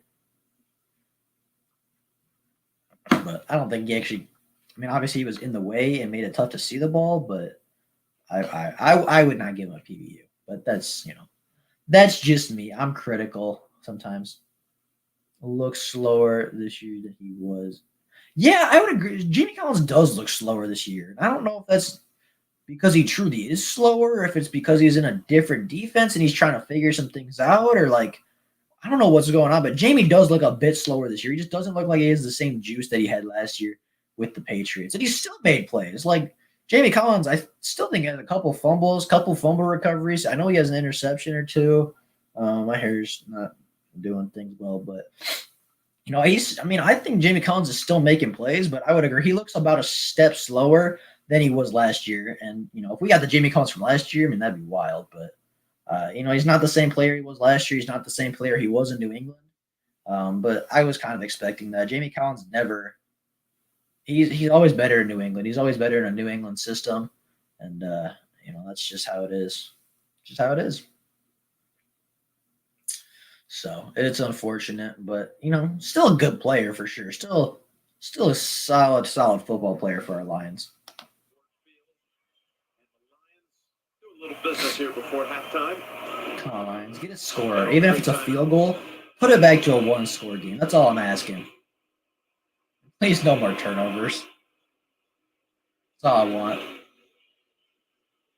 And if Jamal Agnew could return this, that'd be wild. Returns for touchdowns in his career, but won't have a chance this time. All right, coming up, the Verizon halftime report here. I want to see Jamal Agnew get more involved. I want to see him get involved on the offense, get some screens, get some reverses, get some motions in there. But, hey, whatever. It is what it is. Marvin Hall is coming off the field. Inside Ford Field. I got special memories of Ford Which one of Field. them that I just saw? Yeah, probably all of them. Good answer. How about Bill Cowher, Super Bowl 40? Oh, that's not a bad play. I mean, obviously, not a great play, but I kind of like that run. The Lions seem to be committing to the run today. What's carry on, guy? He's got, I don't think that's updated yet, but I mean, still 8 for 32. That's not a horrible day. I think carry on's been very productive today. TJ needs to get more receptions, dude. He was really hot when he started the game. Not so much today. Opportunity to get back, but then you get more aggressive each play. Maybe just take a shot to Marvin. That's not pass interference. Interesting. Interesting. This is the part right here with Swift. You know, and Galladay out. It's really, those are the kind of routes Stafford takes a big hit under duress. You're throwing that, but you got to be safe with it because it's so close, right? It's just like, oh, you didn't quite get the leverage I needed. But when you have the other guys, hey, they're going to beat the leverage most of the time. Come But the on. size, you know, Galladay Lions at least get a score here, and definitely don't give them the ball back. Oh, Agnew. Come on. Come on. And the receiver wasn't even Yeah. believing where that was headed his way. Oh, So it flag was though. intended for Marvin Hall. It was double coverage. We have a penalty marker down. Yeah. Not gonna lie, that was a poor throw by Matt Stafford, but I think he was just taking a shot, and I don't think Marvin Hall was ready for it, but that was, not a great throw by Matt Stafford. Hey, I'll take that, though. I'll take that. I'll take that. I will not complain. And they were really good at penalties, the Texans were, until today.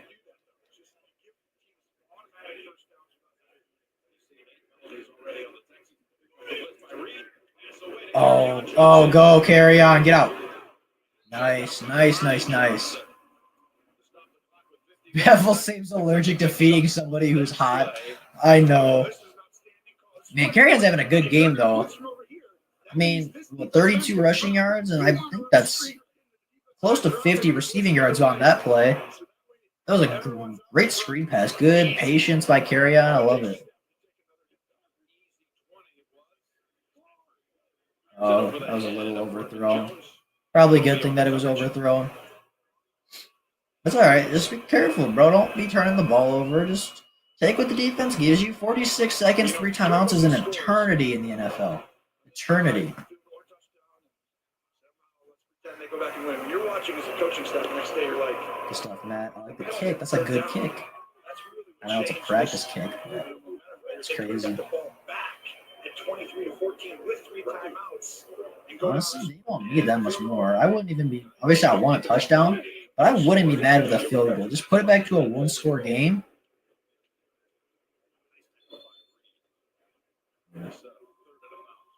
I want to see Hockenson get involved too, but that's not how you do it. Of course, the Lions have a kicker with a giant leg, and Prater has the all-time NFL record, 64 yards when he was kicking out to Denver. Here is a 3rd and 8. Come on. Where you going to go with it? Oh, you're going to get sacked. Merciless in on that. I mean, do you just give Matt Prater a chance to bomb what it. to do here. They're like, wait, should we take it down? And Houston's like, well, they have a Hail Mary attempt. We don't really want. If they want to end the half, we'll let that go. I kind of want to send Prater out there just to see. Just to see.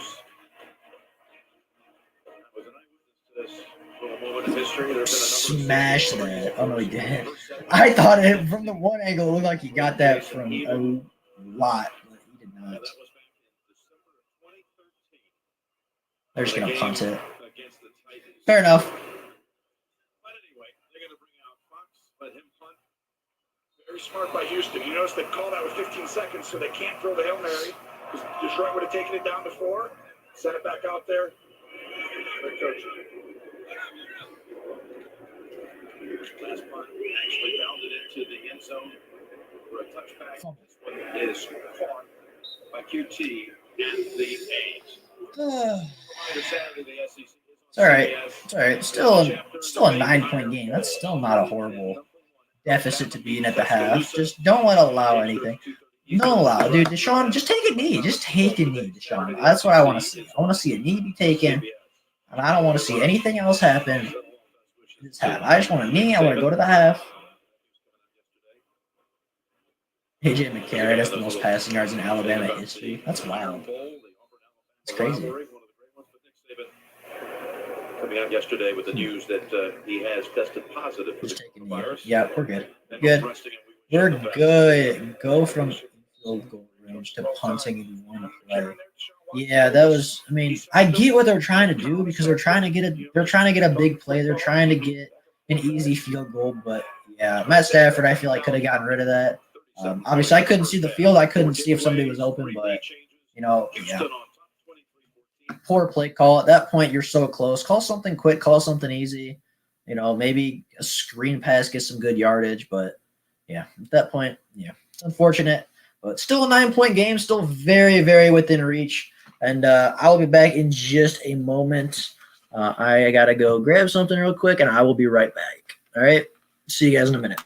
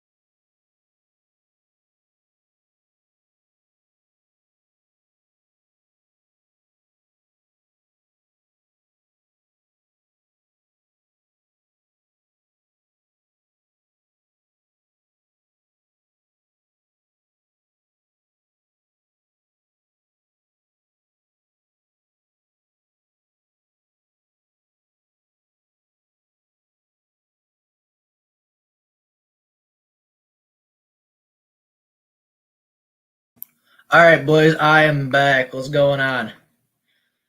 The Lions look. I don't know if they look defeated. I mean, they definitely look disappointed in themselves. Yeah, they look disappointed. But if you're 4-6 and you're losing to a 3-7 Houston team, I'd be disappointed too. So, it is what it is. I mean, I can't blame them.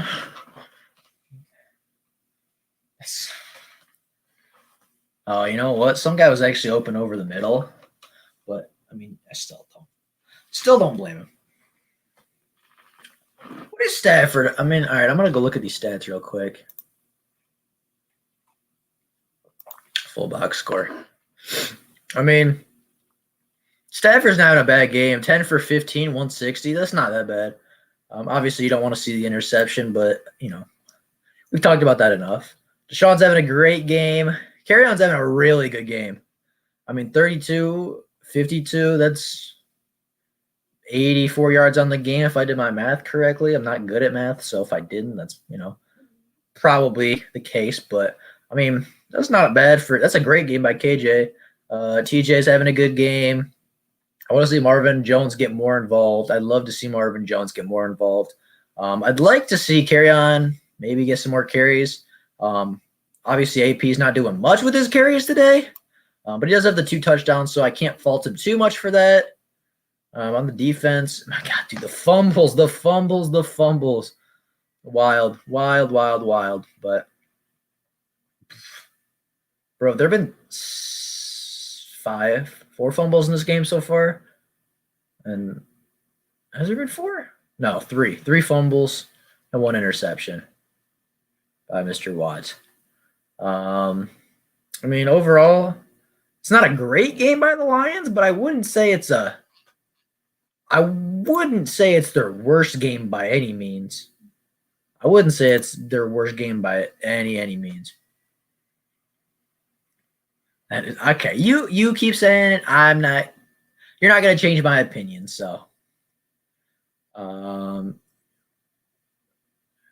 hey. You believe what you want to believe. That's totally fine. I'm not gonna put that on Stafford, but you can put that on Stafford if you'd like. It's up to you.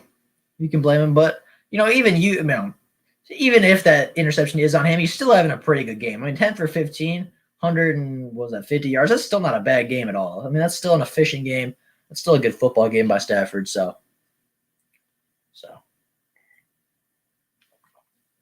he's playing good. And he's definitely. I mean, I don't know. You think what you want to think. You think what you want.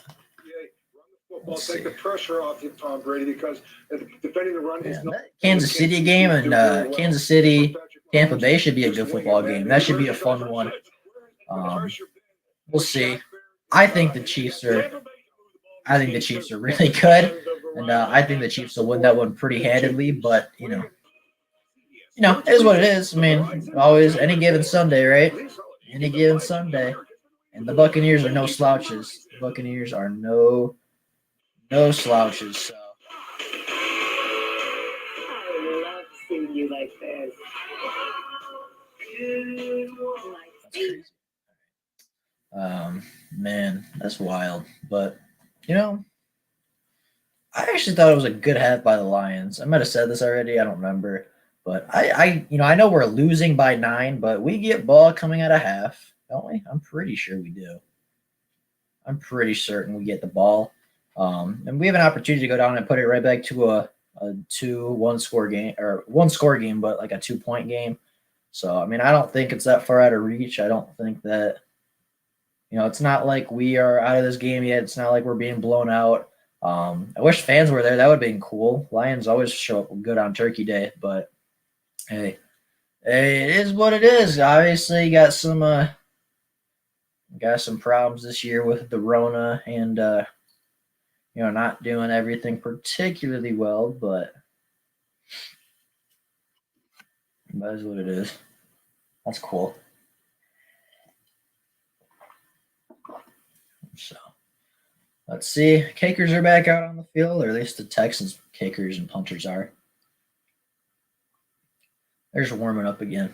They haven't had to use him a whole lot because they're been scoring touchdowns or turning the ball over. It's one or the other, and it's not in between. But yeah, I mean, so far for a Thanksgiving game, it hasn't disappointed. At least, we've had some turnovers, we've had some good scoring, we've had some exciting plays. So, I mean, yeah, can't complain too much. Let's see, what's everybody up to? Fair enough. Fair enough.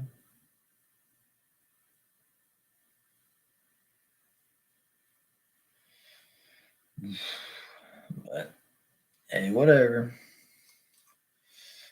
Feed carry on. He has something to prove. Yeah, I think we should have been feeding carry on for a while now, and especially with the day he's having. I mean, he is really hot. He's got 84 yards. I think I said earlier, 84 yards on just a couple touches on 12 touches. So I mean, it's he's having a good day.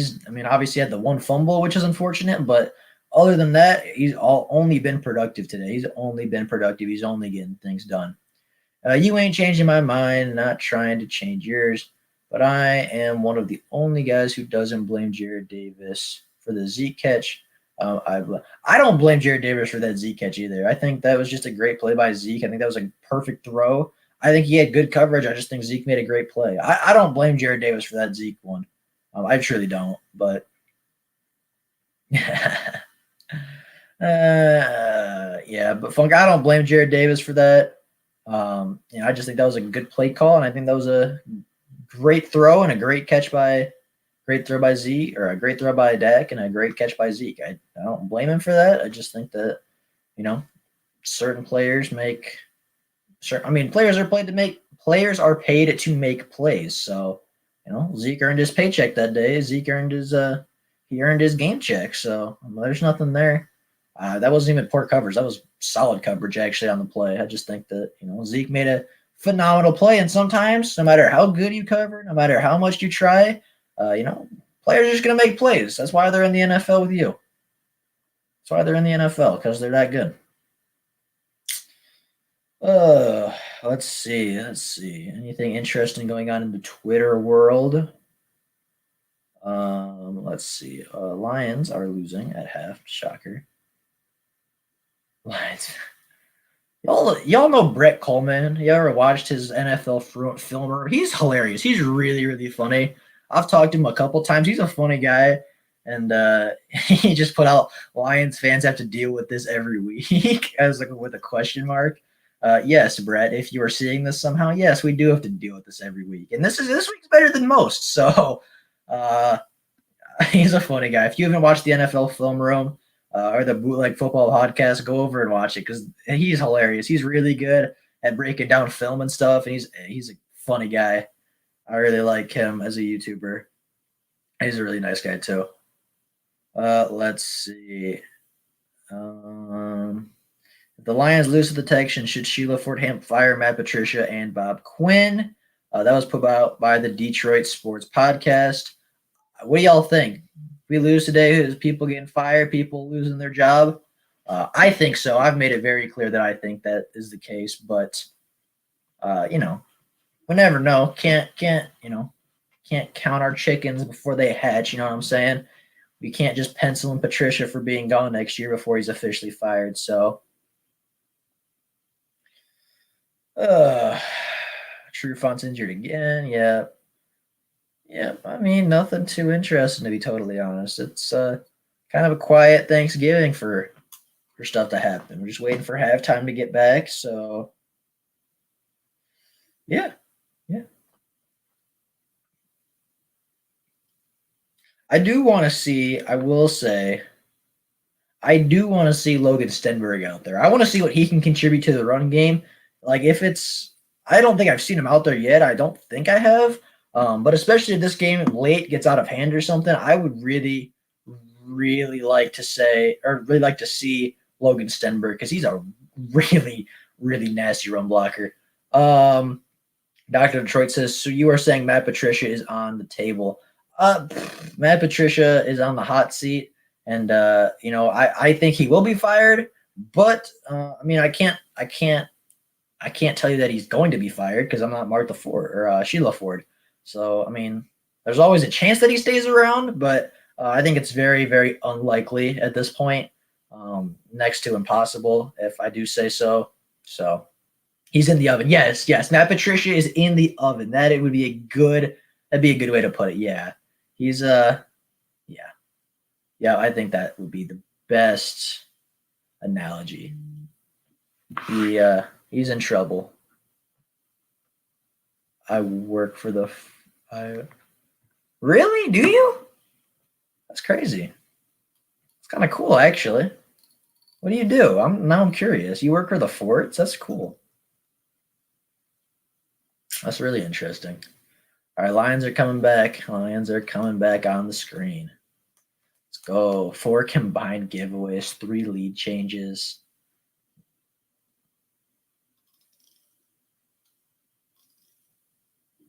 That's cool. That's really cool, Dr. Detroit. That's really interesting.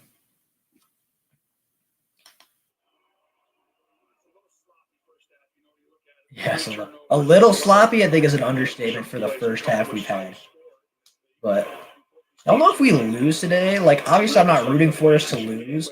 But if we do lose today, we drop so far in the draft. Like, we drop a good 4 or 5 spots in the draft. If we lose today and a couple people win, like, I mean, we could, by the end of the week, we could end up with a top 7 draft pick, right? That's kind of crazy. I am at the highest levels, but do not want to talk too much about. That's fine. That's fine. If you don't want to talk about it, I understand that. You don't gotta. Come on, Jamal. Get a big return. Oh, you gotta cut that up. Poor decision.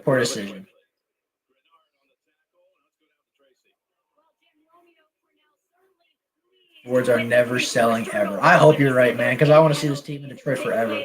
Hey, I see Logan Stenberg on the screen. He's 61 on the sidelines. I saw it. I saw him. I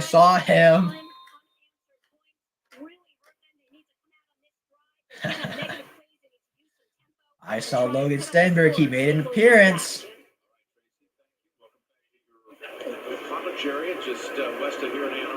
Oh, go, Adrian. Oh, that was a solid pop. That'll save Adrian Peterson's stats a little bit. That's good patience. That's good. Man, that's just a good run. That's just a good run. First down, 9:25-2. Just give it to him again. I mean, if it's gonna work, bro, just keep giving it to him. All right, 3 in a row. 3 in a row. Let's set a record in Detroit and run the ball 3 times in a row and have it work all 3 times. Man, that's a good run. That's a great run. He hit his head on the way down, though. He's fine. Yeah, he's good to go. Man, that's wild. 3. Only a 6-yard run? God. Like us down. See, this is what we got to do. We got to establish the run. And then right now, after a good run, play action, deep shot to Marvin Jones. Or Marvin Hall. Or Quintus Cephas.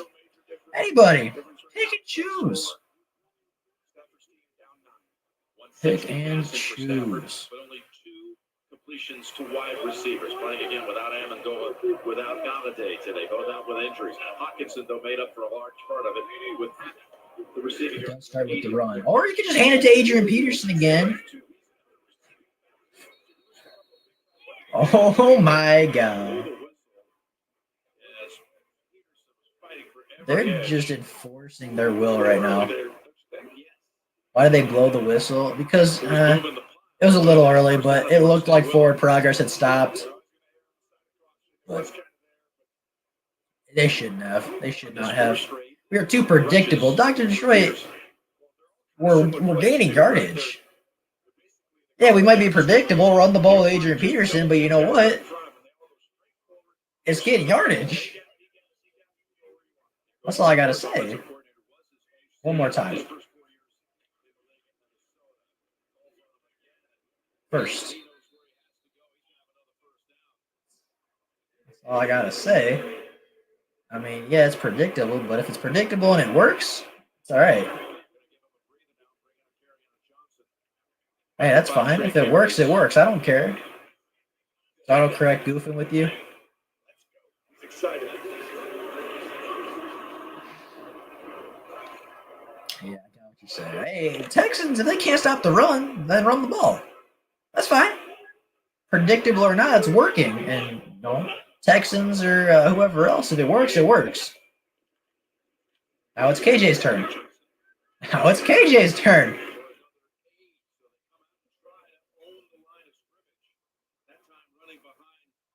Jackson, the rookie left guard. Well, you saw the run D start the game well, but near 32nd in the league.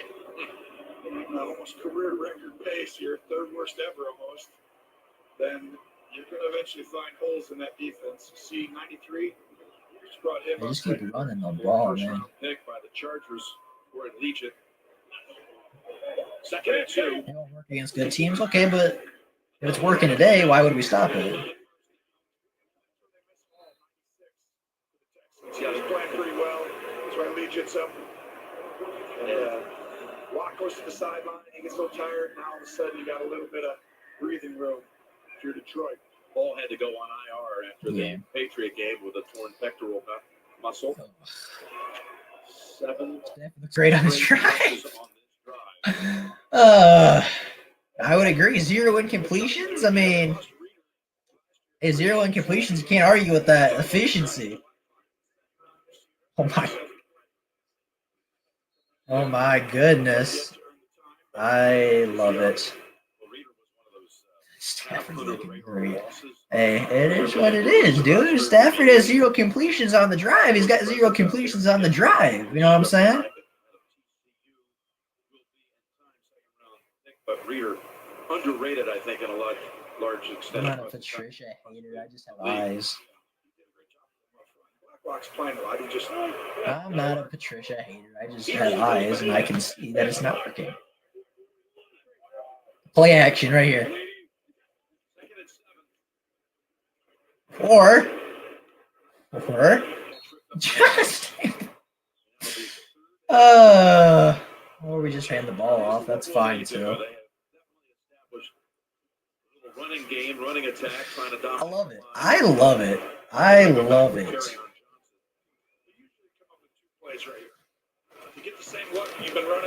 I can't even complain.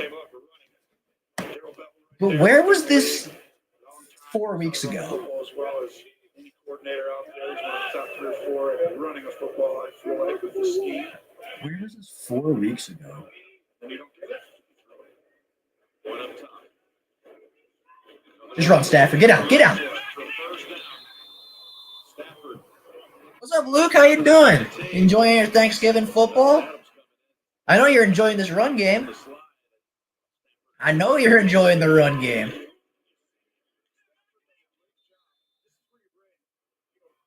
That is really the point.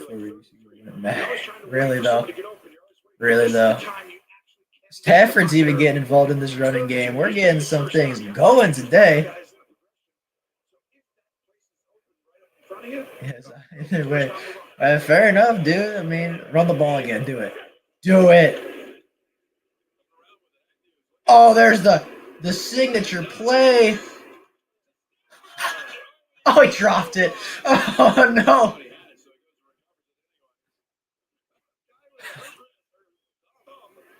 He's got torn ligaments. They're throwing the ball. He's double teamed around the corner. He's going to go ahead. Really on the field and make a play pass. Second down. He did catch it. Oh, my God. Let's see. I didn't replay there, but Is there? Did he have it long? Oh, my. That is close. Challenge. Patricia, please challenge it. I just so want to see it. I so want to.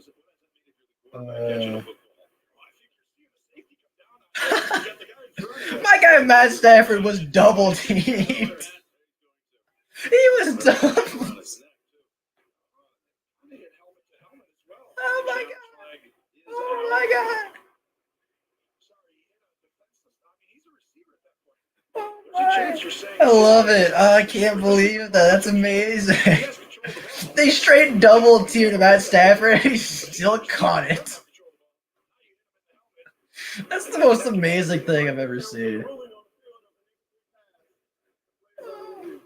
I love this. We need this. Oh my god, I love it. I think that's a catch though. I truly think that's a catch. At that point, the ref should just give it to us. That was the most amazing thing I've ever seen. Oh, that was incredible. Matt Stafford caught a pass in double coverage.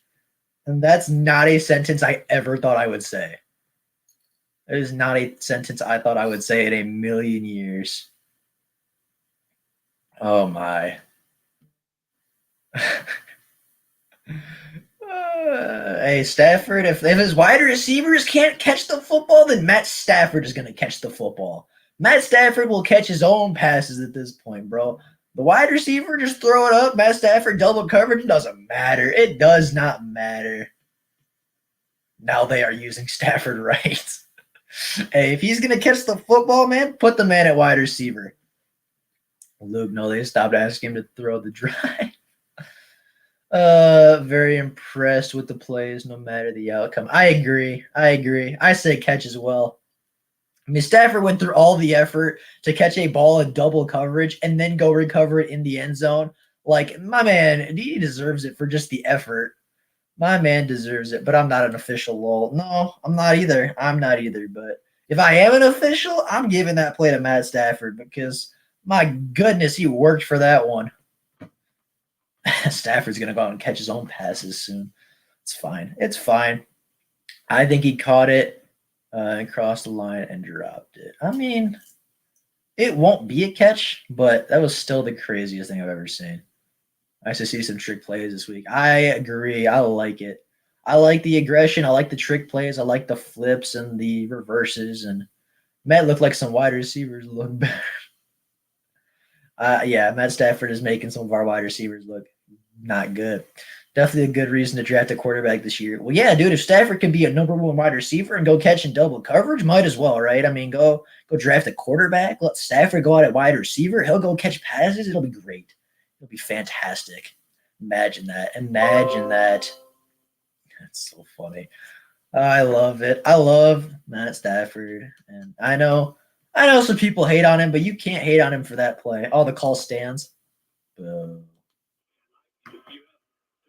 2 feet, but not time to make a football move, so you've got to survive ground in that situation. With Stafford's ball. Oh, well. I'm not even going to get mad at Patricia for that challenge because I told him to challenge it. I still like the challenge. Well, there's something there, Tony, because he's still in the process of the catch. So any contact to his head or neck in that situation, he's defenseless by definition. So it could have been not reviewable, though. What if they do it again? That'd be wild. I like the play calling, though. I like the play calling. That was so crazy. That was so wild. That was a good throw by Jamal Agnew, too, though. That was not a bad play by Jamal.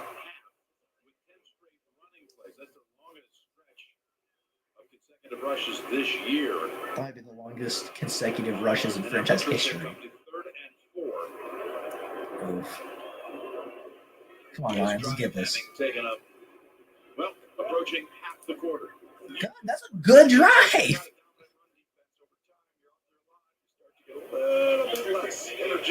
Come on. Punch it. Get it. Ooh, that was a scary throw. Whew. Down. The internal pressure gets there right. Yeah. And you're going to see, he sees both guys. That was behind him. Just throws that ball away, but out in front, he actually was going to end up having Agnew open. He didn't have the time to wait it out. Okay, so Matt Prater gets a chance to try one. He did try to squeeze it in. We're good. 16 field goals made on Thanksgiving. That's Good. That's good. I mean, obviously they're the Lions, so they should have all these records. But I would assume Jason Hansen has the most on Thanksgiving, if I had to guess.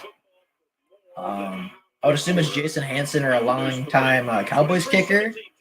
But, you know, I still think Matt Stafford caught that, to be honest. I still think he caught it. I'm just saying, bro. That trick play kind of screwed up the momentum, though, of the drive, but I still like it.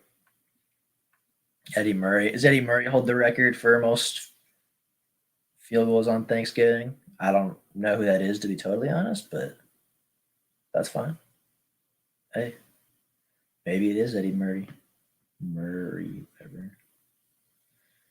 Oof, my goodness. See, this is the Daryl Bevell I wanted to see all season.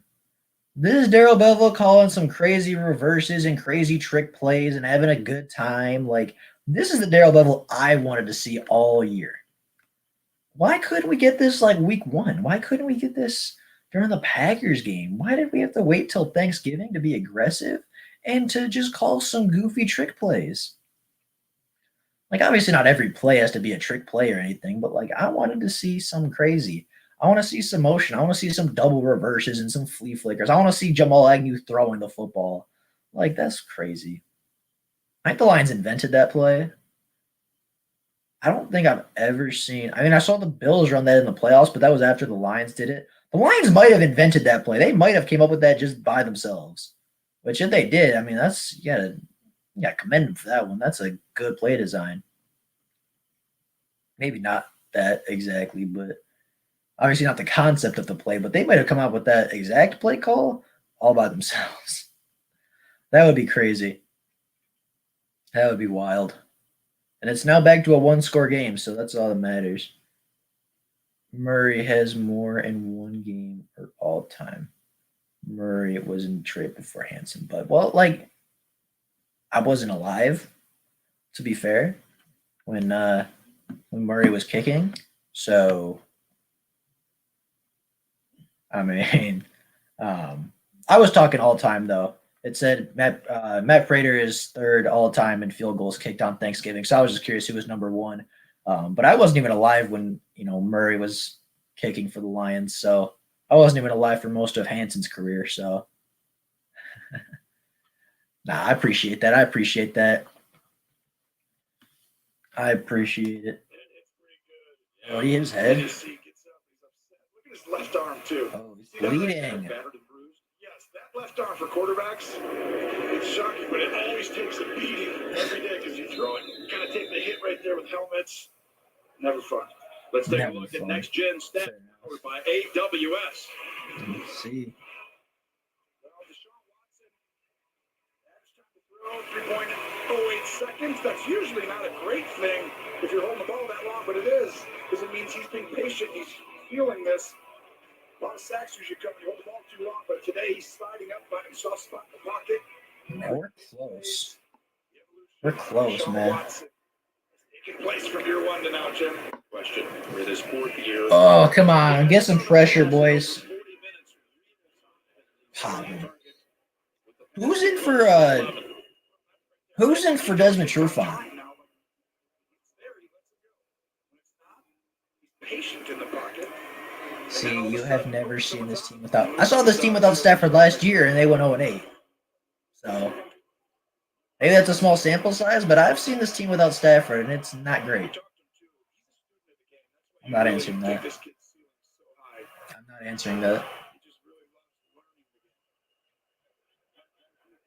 Let's see, 1st and 10. Come on, get some pressure. Get in there.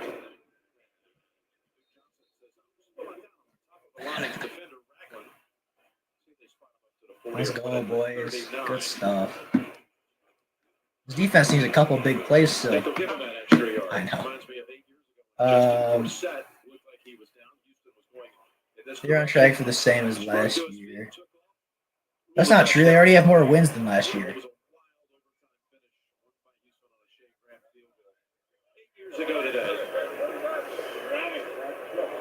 By the way, Danny Shelton hurt in the first half for the Lions. He's back out there at 71. It was a knee injury, but able to go. Second and 5. Oh no. Oh no. That wasn't good. That wasn't good.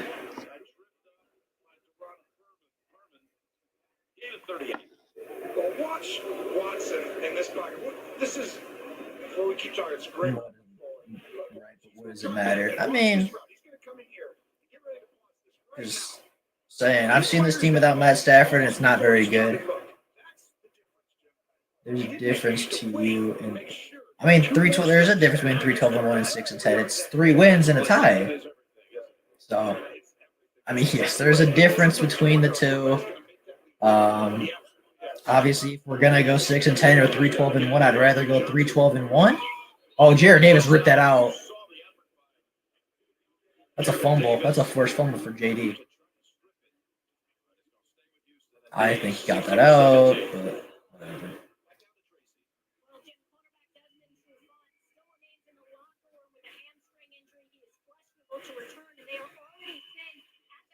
Who's taking over for Desmond?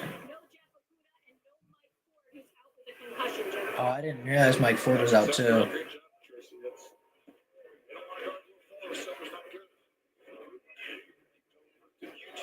Oh, Tracy missed that. He got did dirty. That's because this team will not draft a legit backup quarterback and never has because they don't want to hurt Stafford's fragile shell or his wife. Hey, I mean, I don't think Stafford's afraid of competition. I just don't think we've really needed a backup quarterback before. Coleman, Amani, and 3 safeties. That works too.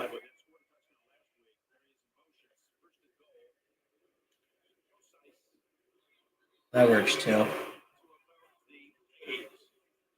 But I mean, they've never needed a backup quarterback really until this year. Maybe last year you could say, but they had no reason to know Matt Stafford was going to get hurt like that and miss 8 games. So Matt Stafford's never needed a backup. He's been a top 10 quarterback in the NFL for a while now. I mean, he's not really needed a backup. This year, I mean, I get people are saying we kind of need a backup. We kind of need to draft for the future. And I'm agreeing with that. I mean, I still think, yeah, I mean, I have no problem bringing in challenge. I have no problem bringing in a competitive quarterback to go with him.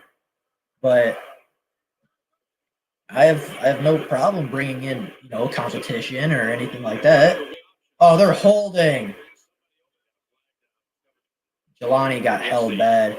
I mean, I got no problem drafting a quarterback. I got no problem, getting a guy to compete and back up Matt Stafford for a couple of years, but I don't think it's needed. I still think Stafford's very, very much capable of winning football games and winning a lot of them. I know people differ on that opinion. Bro, Jelani Tavai got double teamed and still got held.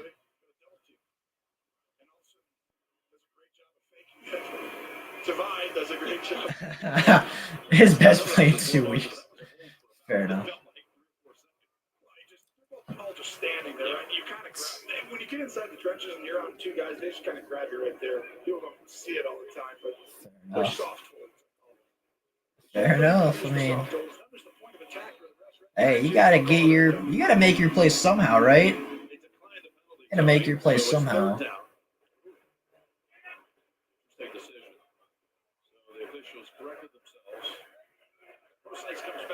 Wait, was that not a hold?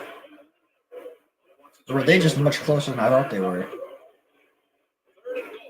Come on, get pressure, get pressure. Pick it. Oh. That was ugly. Oh, we got held again.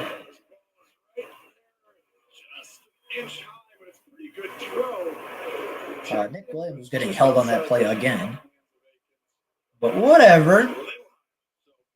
As we said earlier, as Alliance fans, don't expect the calls. Just appreciate the ones you do end up receiving. Right? And, I guess that's all you can do sometimes.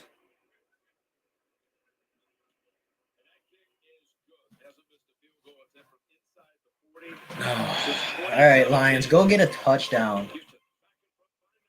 Go get a touchdown, boys. That's what we need. We got a nice touchdown.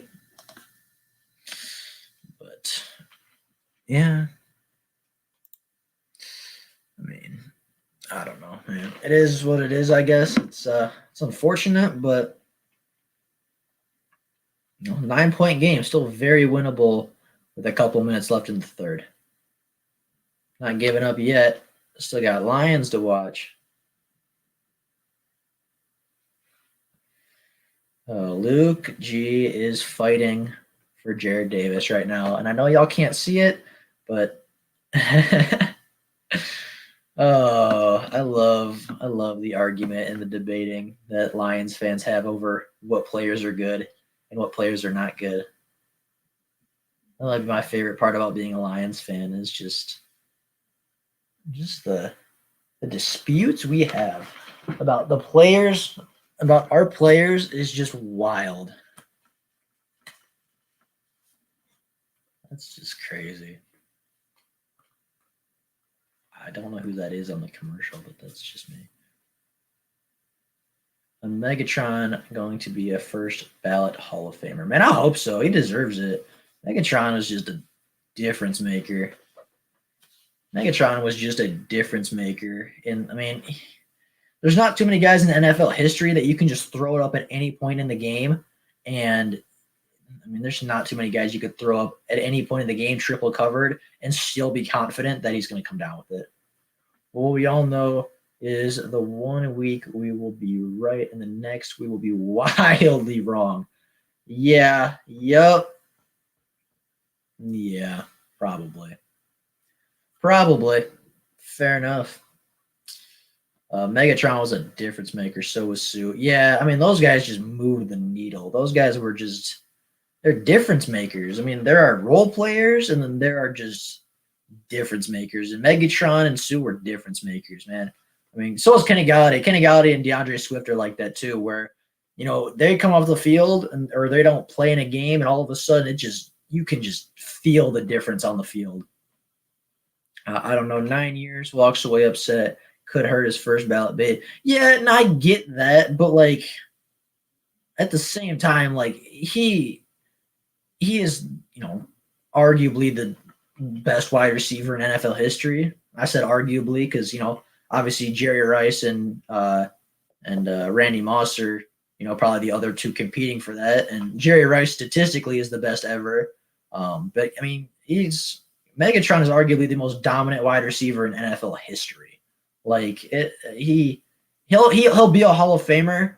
But I think you're right, Funk. I think that, you know, him walking away a little early could hurt his chances, but it didn't hurt Barry Sanders' chances. Or it didn't hurt Barry Sanders' Hall of Fame credit. So, you know, there's always that to think about too. Galladay a bit, Swift, I agree. If we can keep him healthy. Yeah.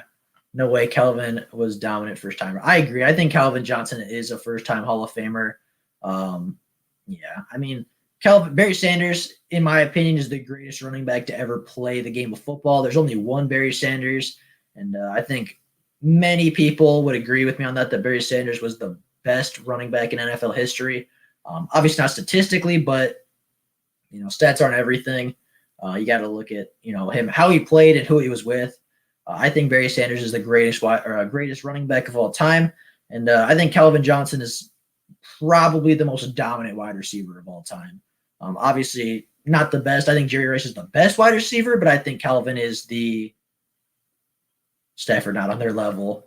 I never said Stafford was a first ballot Hall of Famer.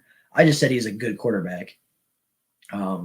But I think Megatron is the most dominant wide receiver in NFL history. I think Jerry Rice is the best, but I think Megatron was just the most dominant. I think he's just a different man. Yeah, Rice is the best, but as I said, Calvin, I mean, you're not going to see Jerry Rice mossing 3 dudes. Like, it's not happening. Barry is the best running back ever. I agree. Barry Sanders, well, he's 4th now in all-time rushing, right? But, I mean, dude just was different. He did not need help. You handed Barry Sanders the ball, and you got out of the way. Like, he did not have the line Emmitt Smith had. He did not play as long as Frank Gore. And if he did play oh my God, if he played as long as Frank Gore, like, dude might actually have 100,000 rushing yards in his career. The game's back on. I'm kind of talking to you guys. My God, like, for real though, if, like, obviously Barry never had the tenure that Frank Gore had. He never had the offensive line or the team around him that Emmitt Smith had. And then he didn't want to break Walter Payton's record. So those were the three guys ahead of him. If he played as long as Frank Gore, or if he had the offensive line that Emmitt Smith had, Barry Sanders would be the all-time leading rusher, and it wouldn't be close. Barry is the best. He could have done so much more. He would have asked to come up with games. Yeah, I know. Barry Sanders was just he's a selfless player, and he's great. He's a great selfless guy, and he had no real line to help him. I mean, Emmitt Smith had probably the greatest offensive line for most of his career. Barry Sanders, I believe, had over 1,000 yards lost behind the line of scrimmage because his offensive line let him down. Barry is one of two guys to have 1,000 yards for 10 straight years. Yeah. I think he's the best. I think he's the best running back to ever play the game. That's just facts.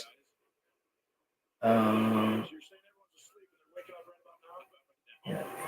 What's that you call it now when you... Did that actually happen? Did somebody actually get hit by a truck? What you call it? That condition that kicks in? I don't know, man. I think he's the best.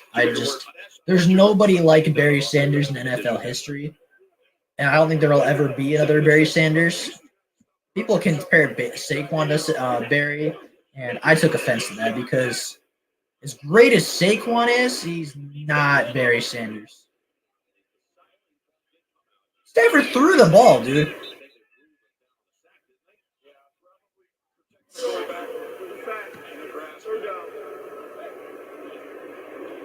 That's a big play, so you can get that ball out, just check out your 3rd and 6, and now that's a sack. You're into a long yard. Yeah, Barry would have stayed. He'd never be caught. Then all of a sudden, you're too late. That actually helps you because all the linebackers didn't rush on the play action because they were scared that no one else moved. So the ball spotted back at the 34. Oh, for real? I didn't know that. That's wild. Can't get it off. The two guys have blocked a little bit back. One deep. Just made the sack. Now he picks it off the floor. And it gets slung down by. That was a poor throw by Matt Stafford. Poor decision. Tries to go up and get it. Yeah. It's a great job by Poor decision. Oh, he dropped that. He did. Yeah, I was going to say he did drop that. That was not a great throw by Matt Stafford or a great decision, but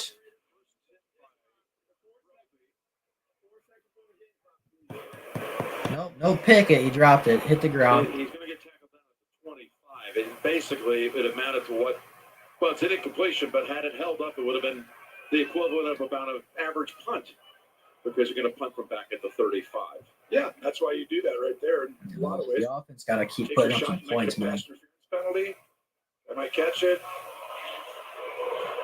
Pretty similar to the defense has been pretty solid for most of the day. The offense, I think, has definitely let us down. Right at midfield. So let's see if he can let loose here with this power leg of his. Jack Fox is going 50 yards of boot. murder this guy. Good hang time. Good kick. That's a 50-yard boot. Look at how high that went. You're right. Yeah, The leg and hang time is as important as anything.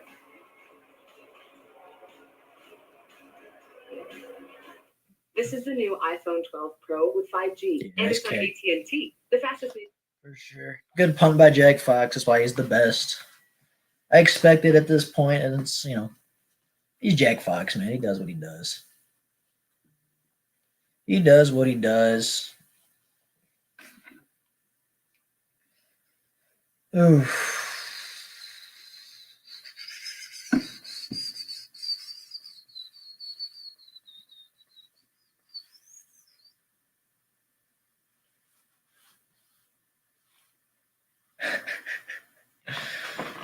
Man, I really hope, this is going to sound bad, I really hope Matt Patricia gets fired tomorrow.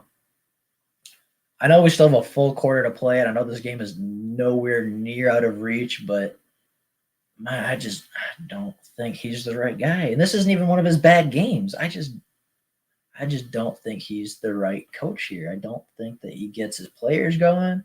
His players look defeated. They look disappointed. Like they just, if nothing else, they should fire Darrell Bevel tomorrow. If nothing else, they should fire Darrell Bevel. I'll stand by that. I think everybody will agree on that with me.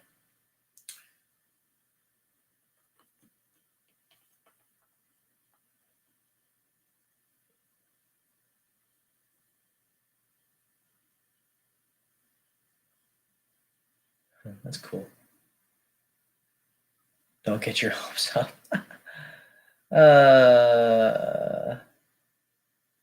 And let's just Darrell Bevel, man. Darrell Bevel. I'm not getting my hopes up, Funk. I've learned that I can't get my hopes too high, but I hope somebody gets fired tomorrow because this is a game that we absolutely should be winning. The turnovers have killed us. The play calling has killed us.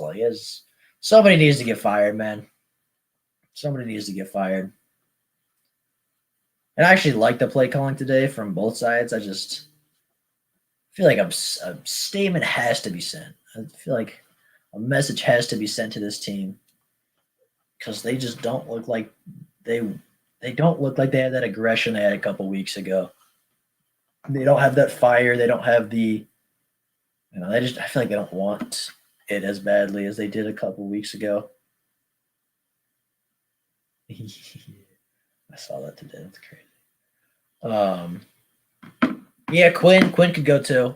Actually, I think it might be better if Quinn went because that still sends a message. But I don't know, what does Bob Quinn actually do during the season other than not renegotiate contracts? Like after the trade deadline, what does he actually do? Like, because I feel like Bob Quinn just kind of sits there and like watches football like the rest of us. No, get your hopes up. I love to come in and destroy people's hopes. Man, like Bob Quinn, I feel like just after week 8 or whenever the trade deadline is, like he just sits there. He just watches football. He doesn't negotiate. He doesn't get contracts done. He doesn't get anything done.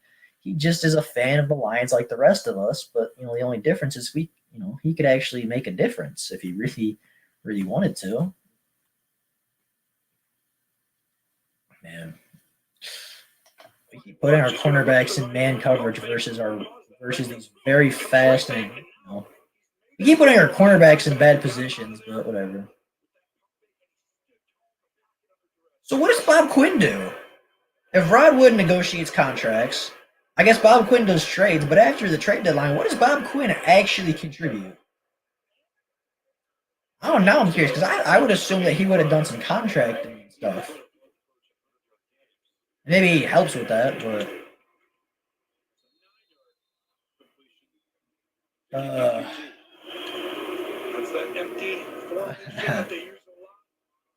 Happy Thanksgiving, Dr. Detroit. Happy Thanksgiving, bro. Quinn might say something to him about who to negotiate with. Yeah, I guess, but like. Look at that difference, Jim. 199 receiving yards. I feel like Bob Quinn would be a statement without shaking things up too much in the organization. But again, I don't know. I have a feeling that they're going to fire him after Thanksgiving or fire somebody. But at the same time, I feel like if you truly want to stick with what you said at the beginning of the season, no way. Christian Jones almost had a sack.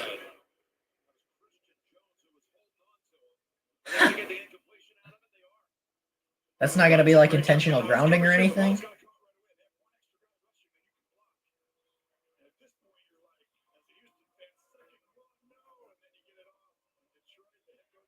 You're by yourself. Just keep him throwing that ball.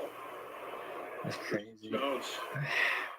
I really like Deshaun Watson as a player, but I hate playing against him. It's just not fun. That was good, bro. That was blitz 0.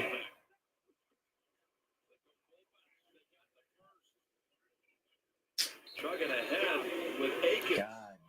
getting the carry his first of the season.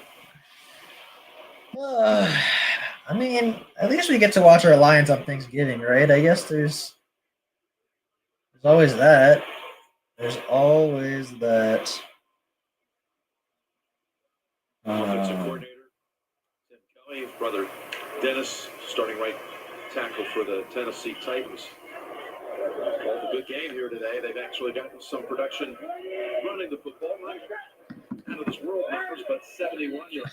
Johnny Tafai walks over the line and nudges the guy. That's funny. Still a close game. Lions need turnover, a big play, or something. But this game's not over yet. Ready for some Thanksgiving, man. Let's see. The Lions have played a pretty clean game today, and the Texans have played a very sloppy game. That was a great get off by Everson. Oh, it just didn't matter. It just don't matter. Doesn't matter. It's Dragon Slayer. Literally just ran by him on this play. I mean, Will Fuller, you cannot guard one-on-one and just say, hey, no. How can you not give safety help? If this safety's here, who else are you helping over here? There's nobody. How can you not give safety help to? You're just too far away. Once he sees that, and he just throws a perfect ball, but Fuller's so fast. This game is over week 4, probably. I think you're not going to get over there and help him. We're going to go for 2. That's the 7th touchdown catch of the season. That's when I put a little bit on Patricia, because you just gotta the right defense without speed and get torched just like that. Yeah, but you could put safety help, or you could give Amani some help over there. Like he was the only wide receiver on the field, and I get that Deron Harmon was the middle field safety, but you could definitely give Amani a little bit of help there. You can definitely give Amani a bit of help. Here's the Texans schedule coming up. They were able to win here, 4-7. Dream a little bit with me, Texans fans. You got Indianapolis 2 of the next 3 weeks. They're at 7-3. Look at the divisional games you have. You have them twice. You have Tennessee the last week. You got Cincinnati. Amani's even a good cornerback, and just Will Fuller's a fast wide receiver.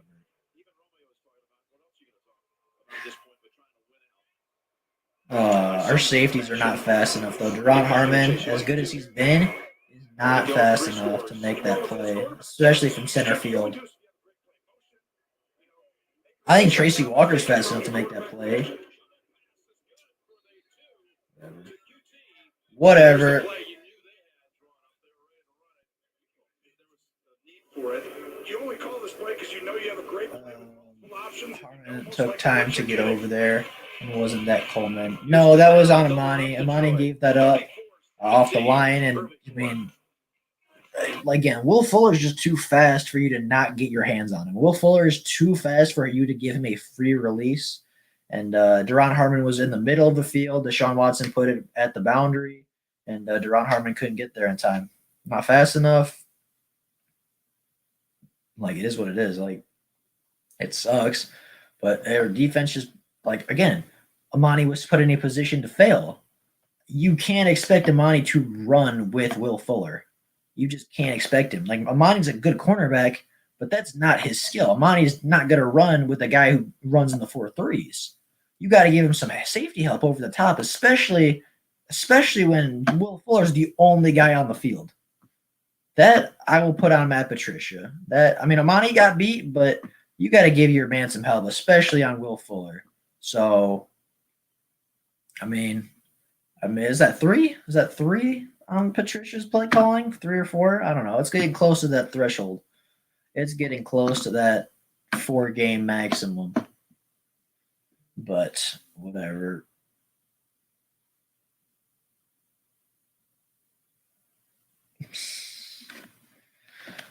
Oh my goodness. It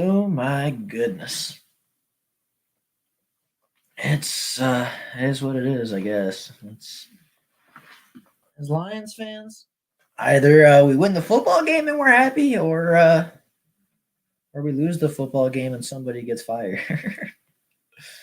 And that might be, a sad and frustrating statement, but I mean, I don't think this team is that far away, truthfully. I know some people disagree with me, but I don't think that this game is too far or I don't think this team is too far from being a competitor. I really don't. I think this team has talent. I think with the right coaching staff, with the right play callers, they'll get there soon. But it's all going to depend on who they hire. It's all going to depend on who they get as their head coach next, and who they get as their offensive play caller next, and defensive play caller too. But it's all going to depend on the coaches they bring in, and what the next regime can accomplish. Because if they can call good plays, if they can scheme up some good separation, if they can put players in better positions, this team is not that far from the playoffs. I know that might seem weird at 4-6, looking like 4-7, but it's true. This team is not that far from the playoffs. They are not that far from being competitive. And, all it's going to take is a couple moves. I promise. All it's going to take is a couple moves. And this team is going to be really good. But unfortunately, that move will not be made today.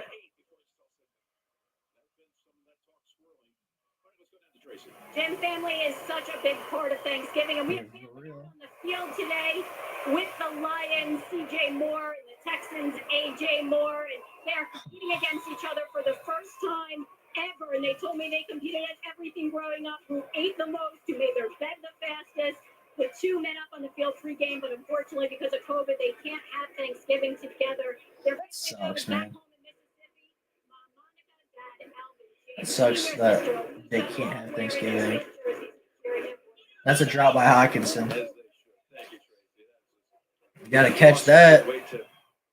Man, how does Hawkinson only have... Oh my God.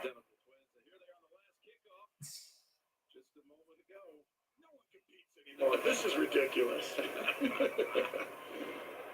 We got to get Hawkinson involved, man. We got him involved early, and then we just went away from him. Hawkinson was hot, dude. He was having a great game. And they just dropped him. They just dropped it right out. Push Hawk. Let's get it first.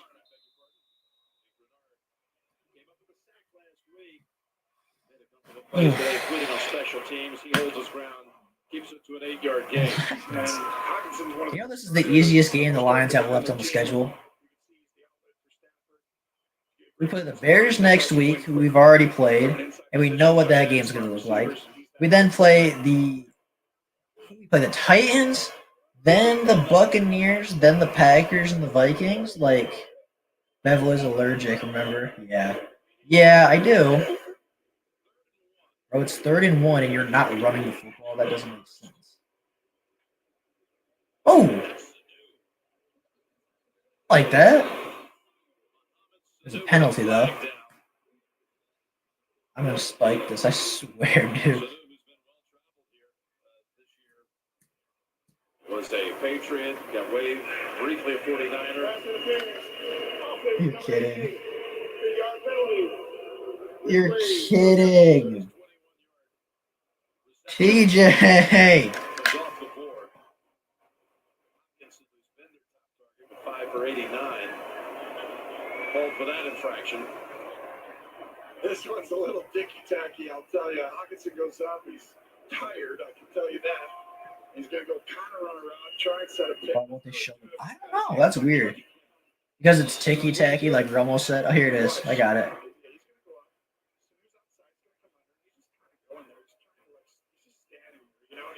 Pick up 21, but he never touches him. That's such a weak flag.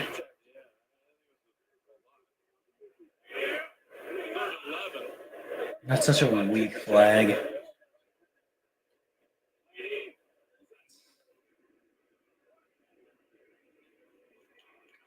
Come on, Jesse. Go.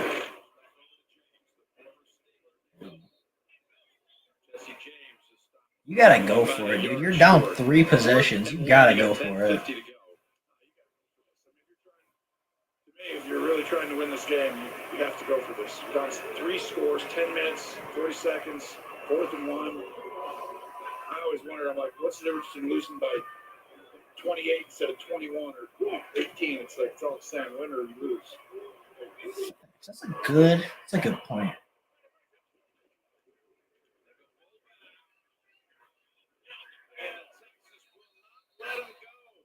They got a punt there. They cannot go for it there. That's Shut up, too Rama. difficult to get. What a play call by Weaver.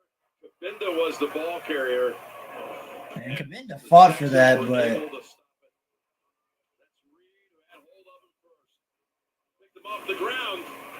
man, we are what's his name? Our fullback, Jason Kabinda, fought for that.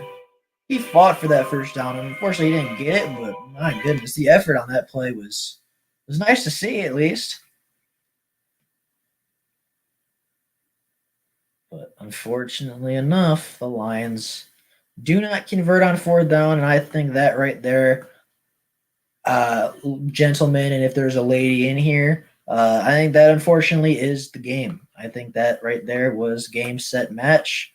The Lions are down by 3 scores with 10 minutes left on the clock. I mean, this game can definitely get closer, but unfortunately enough, I think that's 4-7 right there. I think that happens to be the game. But you know what? We'll stick around here and find out. We'll stick around here because, it's never over until it's over. But, we'll have to figure it out, I guess. Got to go back to the drawing board. The offense looked a little bit better today, at least. I mean, that's a positive.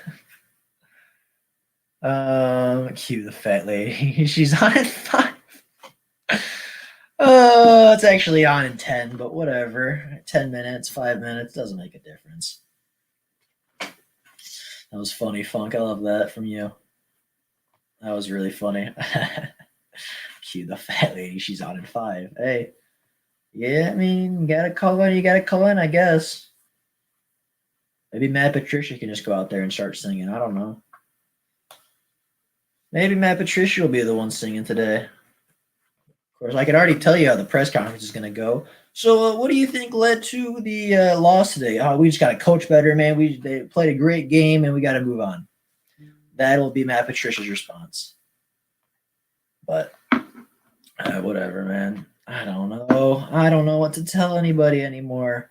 Something's got to change. Something has to change. Oh, I like that Stafford jersey, low key. Man, something has to change. I mean, we can't go on like this. I feel like this team is worse than last year, to be honest. I feel like this team is so much less competitive than they were last year. Does anybody else feel that? Like, obviously, they have a better record. They have more wins. But I feel like last year, this team was so much more competitive. They were in so many more close games.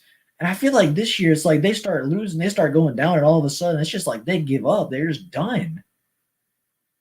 And maybe that's just me. Maybe that's just my feeling on it. But, like, I feel like last year, this team was so much more competitive.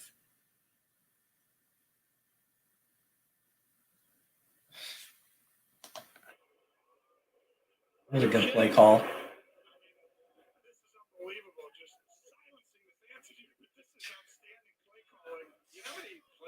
Oh!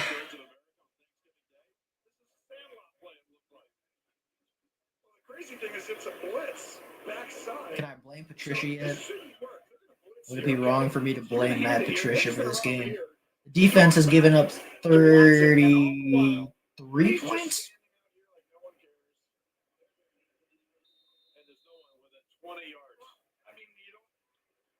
That's not a normal flea flicker, right? It's like a handoff. And you run out over there. I was behind you, throw back.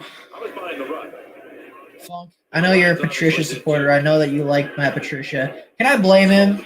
Yeah, is it too early to blame Matt Patricia for giving up 41? Can I put this game on Patricia's defense? Because like it's not all on it for sure. Like I'm not saying that, but how do you give that up? I feel like this is.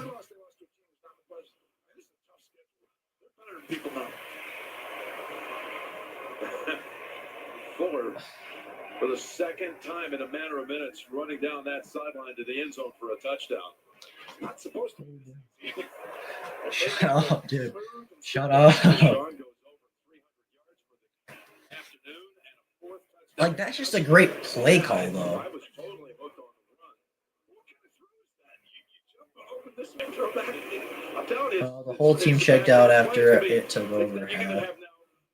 Yeah, I mean, this team was so much more competitive last year. This team fought and scratched and clawed for everything last year. They made every game close. But there's no way you can not fire somebody after losing like this on you only primetime game. There's no way. What did Barry Sanders do? Oh, that's sick. That'd be cool. Trying to figure out this technology, man. You guys are all decked out in your lion stuff, man. That looks nice. It looks always so fun. Lions would look so clean with a black uniform. Next year, man, we'll have a chance to do it in person. Sure, absolutely, Barry. Lions would look so clean in a black uniform. Bob Quinn built this mess. Yeah, he did. He did, but it wasn't really a mess until Patricia got here. Jim Caldwell was making some good food with the ingredients Bob Quinn got him. Matt Patricia is dropping all the ingredients on the floor. If we want to stick with the kitchen analogy we were going with earlier. But yeah, Quinn did build this. This is Quinn did put all this together.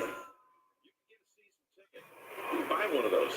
Now, the ticket cost, if you will. You want to see something? It's $150 for the season to have your cardboard cut out. All going to charity. Oh, that's fantastic.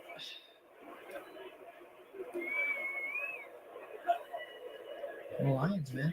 They're the Lions. They do what they do. Stafford should have just checked that down. The check down was open, and Stafford just didn't want it, I guess. He's trying to force things now because the game's on his shoulders. He's got to go out and score 20-some points in 9 minutes by himself. The saddest thing is, Lions showed they can run the football in this game, too. But whatever.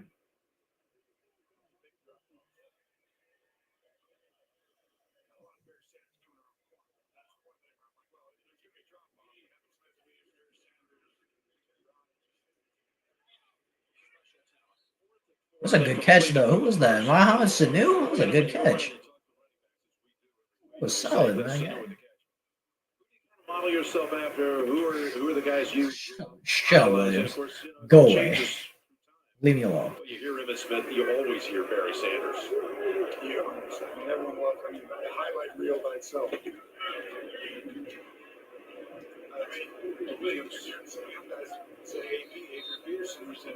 All right, so at this point, I want to see Logan Stenberg in the game. I want to see 61 get some snaps just to see what we got at our 4th-round pick. 55 yards and 2 touchdowns. Yes, I mean, he only has 1 catch, but yeah, Mohamed Sanu's not looking bad at all.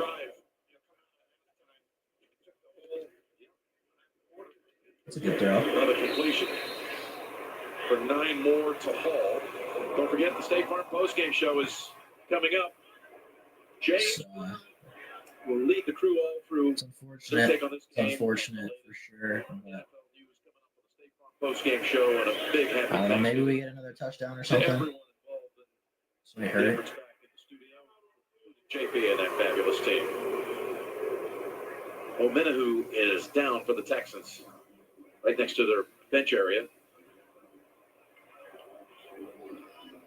We'll step aside. We got just inside 8 minutes to go. Houston breaking this game open in the 4th quarter. 41 points. What? How many points have we given up in the second? The 4th quarter, we go 15 points, dude. Like, this defense is not playing well. This offense is not playing well. It's really unfortunate. It really, really is. obviously I hate losing, dude. I hate being here when we're a losing football team, and this is inexcusable. This is not okay. As a franchise, as an organization, this is not okay. He had a catch and run. Yeah, no, I agree with that. No, yeah, Sanu's looking good. Only has one catch. Had the one with TJ's penalty that was real nice. Showed some real heart and real effort on that play. But yeah, I like Sanu. Sanu's doing a good job today. I appreciate that. I can appreciate Sanu's performance. So, but oh my goodness, I don't know what else to say, man. Like this game was just, it was fun for a while. It was fun for a bit, and it's getting a little bit out of hand at this point. It's getting a little ridiculous at this point. Man, I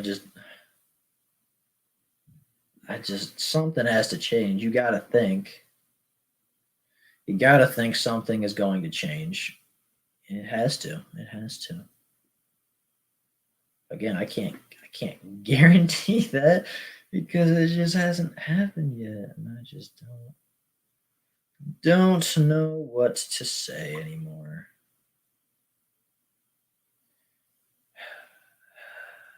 You can just hear the disappointment in my voice. That sucks. It really does. It really, really does. But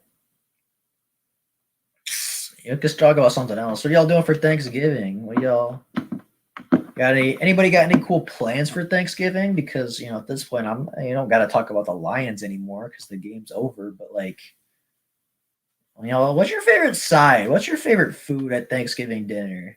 I'm curious because I was talking about this earlier with some people. What's your favorite Thanksgiving Day food? Is it the turkey? Is it the mac and cheese or the green bean casserole or the rolls or what's going on? What do y'all like on Thanksgiving? Because I'm curious. I was talking about this earlier with some people. Well, that's a drop by Marvin Hall. I'm curious. If you put on your favorite Thanksgiving food. So here's a man up there. Number 11. That's 11 and 12. So 11 are running up there. No. 94. I hope he's okay. Yes, this was tough. Get off the field, one of you. I'll just go down. Bruh. Doesn't look good, Tony. No. It doesn't. Bruh. That was a tough moment for me, but I got through. I hope he's all right. You're kidding. You're kidding.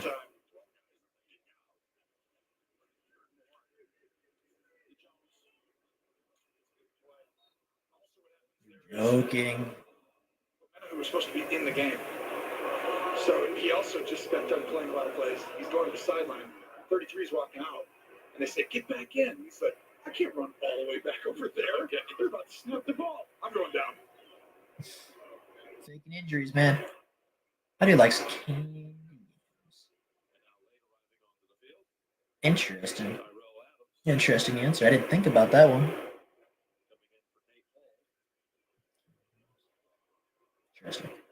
Interesting.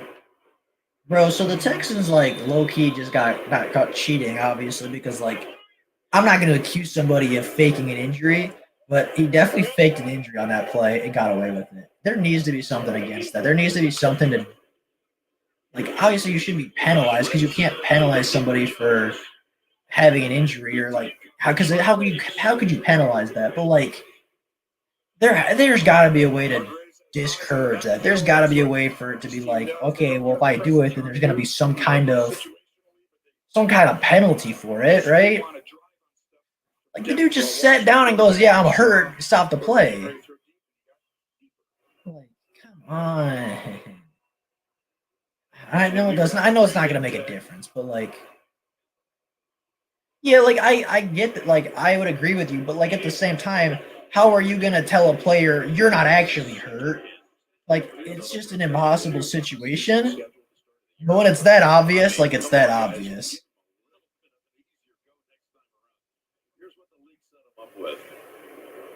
At Kansas City, at Baltimore, Pittsburgh.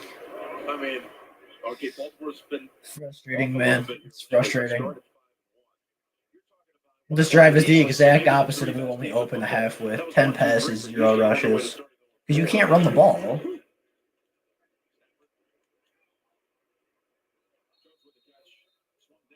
You can't.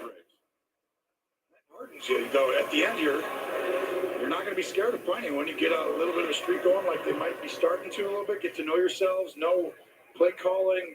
It's kind of late to get to know yourselves, bro. It's 12 weeks into the NFL season. You got 5 weeks left. I already did it right in front of the official, too.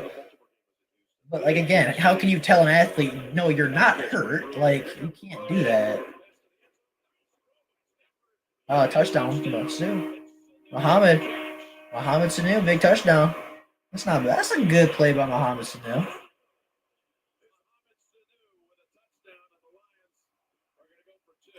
But, like, man, that's an elite throw by Matt Stafford.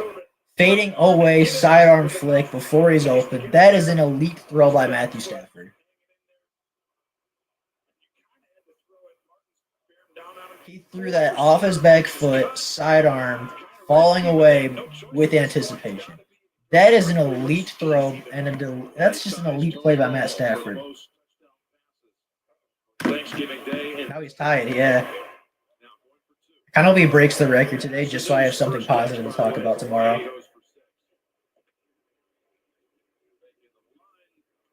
Just run it. Or that works too. Sanu for the 2-point. He complete the whole 8. He got the whole 8 down.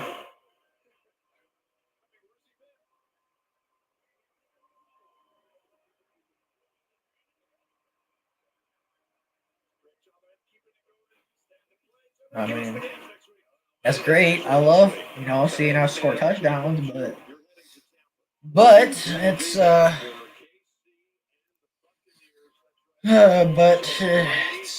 little late. It's unfortunate, but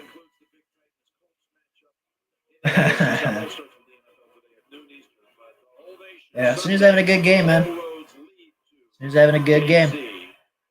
The one didn't call back. If the one did not get called back, he would have, a really good stat line. And even you could just see watching. He's playing well. He's playing with some passion and some heart. I like it. You think he catches another one? We'll see. We'll see. Hope so, man. I swear, if Will Fuller gets another touchdown, like, fast, I'll be upset. That is a weird kick.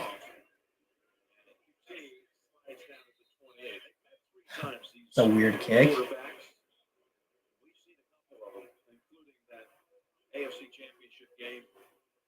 To overtime, that wild shootout. Brady leads the series. We saw them meet last year in New England late in the year, won by Kansas. It is what it is. It is what it is. I'm hoping you're right, Funk. I hope Sanu gets another one for us. I actually like him. I thought that was a good midseason pickup. But, of course, Super Bowl 55 in the Bucs. It's unfortunate. It's sad. They're just going to run the ball because they can. Why not just run another flea flicker and score? Like, why not just keep putting points up? Make it look worse and worse and worse for us. You mentioned Montana. Stafford with that touchdown pass just moved past Joe Montana on the all-time touchdown list. Oh, that's interesting. Matt Stafford has more touchdown passes than Joe Montana. Something to think about. It's Turkey Day time to take away. Time for a takeaway. Let's go. Man, let's go. That'd be wild, bro. If we somehow come back and win this game, I don't see it happening, but if we somehow rip the football out, it'd be crazy. It's Turkey Day turnovers. Turkey Day turnovers.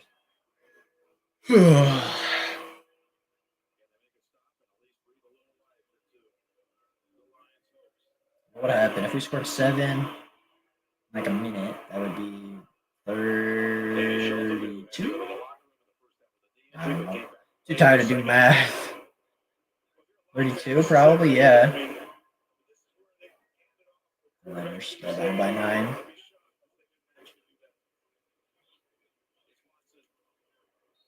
Sure.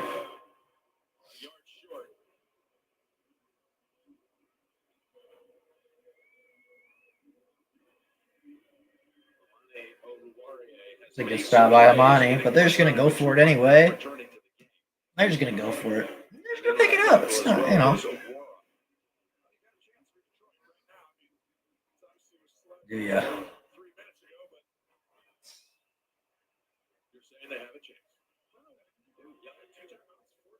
Get a good return here. But any big play here. Patricia looks like he's about to cry, dude. I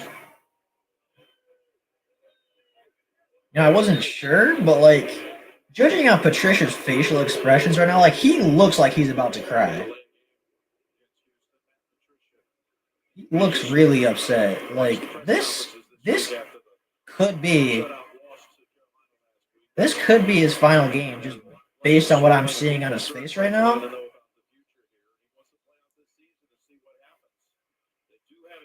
God, why does Matt Patricia make me feel bad for him when he's crying? Like I feel bad for calling for his job. Like, I mean, it doesn't change my mind, obviously, but dude, he's like really, really upset. I don't want to fire him. Like, I don't want him to lose his job. Just like I don't want him to be jobless, but like he'll get a job somewhere else, I'm sure. Well, they ran the kicker anyway. It doesn't matter.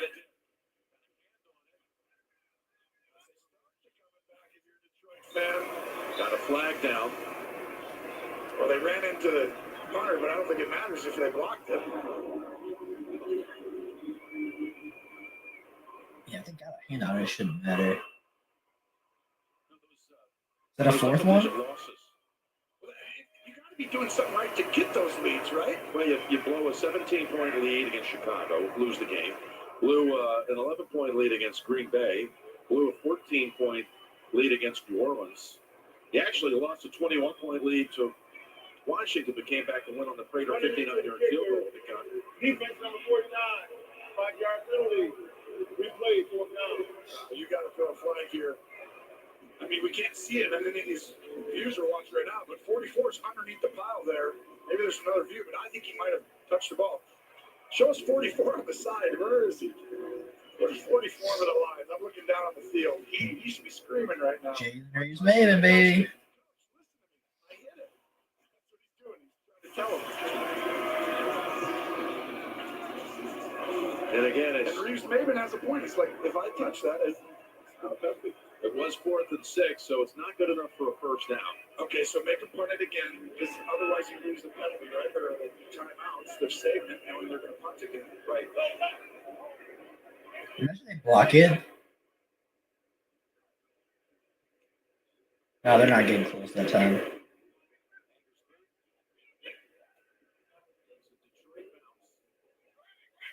the 27, it's down. Yeah, maybe they said win or don't show up Friday. Maybe, dude. I mean, because like my thing early in the season was they're not going to fire him until he's officially out of the playoffs, like officially out of the playoff race. But I mean, judging by his face, like he looks really upset. Like he looks like he's going to cry on the field. So that makes me think that, you know, there could be some big implications on this game that we don't know about or that haven't, you know, been confirmed. Sanu in a slot to the left. Gave them a huge spark with the touchdown catch and the 2-point catch.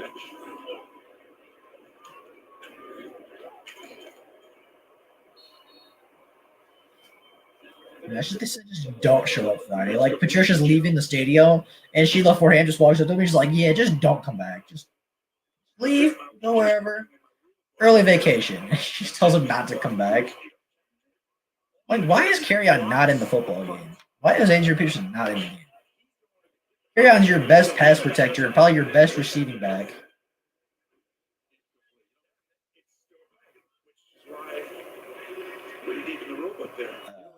Me no more than anything today. That I have my rule book. You carry your rule book with you. Good on you. You see, actually, that'd be wild. See, there'd be times in the past where we would turn to our great friend and pal Tommy, who would be on site with us. Man. Rules, interpretations. He's watching down in Houston. Today, long-time NFL official, dear friend of this team and crew. Been a tough year for Tommy, like it has for so many people, but he's in our thoughts. We wish him a happy Thanksgiving from everybody here. You are loved around here, Tommy. There's a pass to the 40. Sanu got another one. First down to Sanu again. Part of me actually feels like Patricia actually feels bad. I mean, I don't. Patricia obviously feels bad. Like, he doesn't want to lose. Like, nobody wants to be bad at their job. Nobody wants to, be fired from their job. But as bad as I feel for him personally, like, I understand this is a tough time, and I understand that, like, Corona's a big thing. But at the same time, like, if you can't do your job, you can't do your job. As much as I feel for him on a personal level, I also got to look at it from the standpoint that we're not winning football games. This team is not good enough right now, and his defense is giving up 41 points on the game. Obviously subtract that pick six. That's not his defense's fault, but like.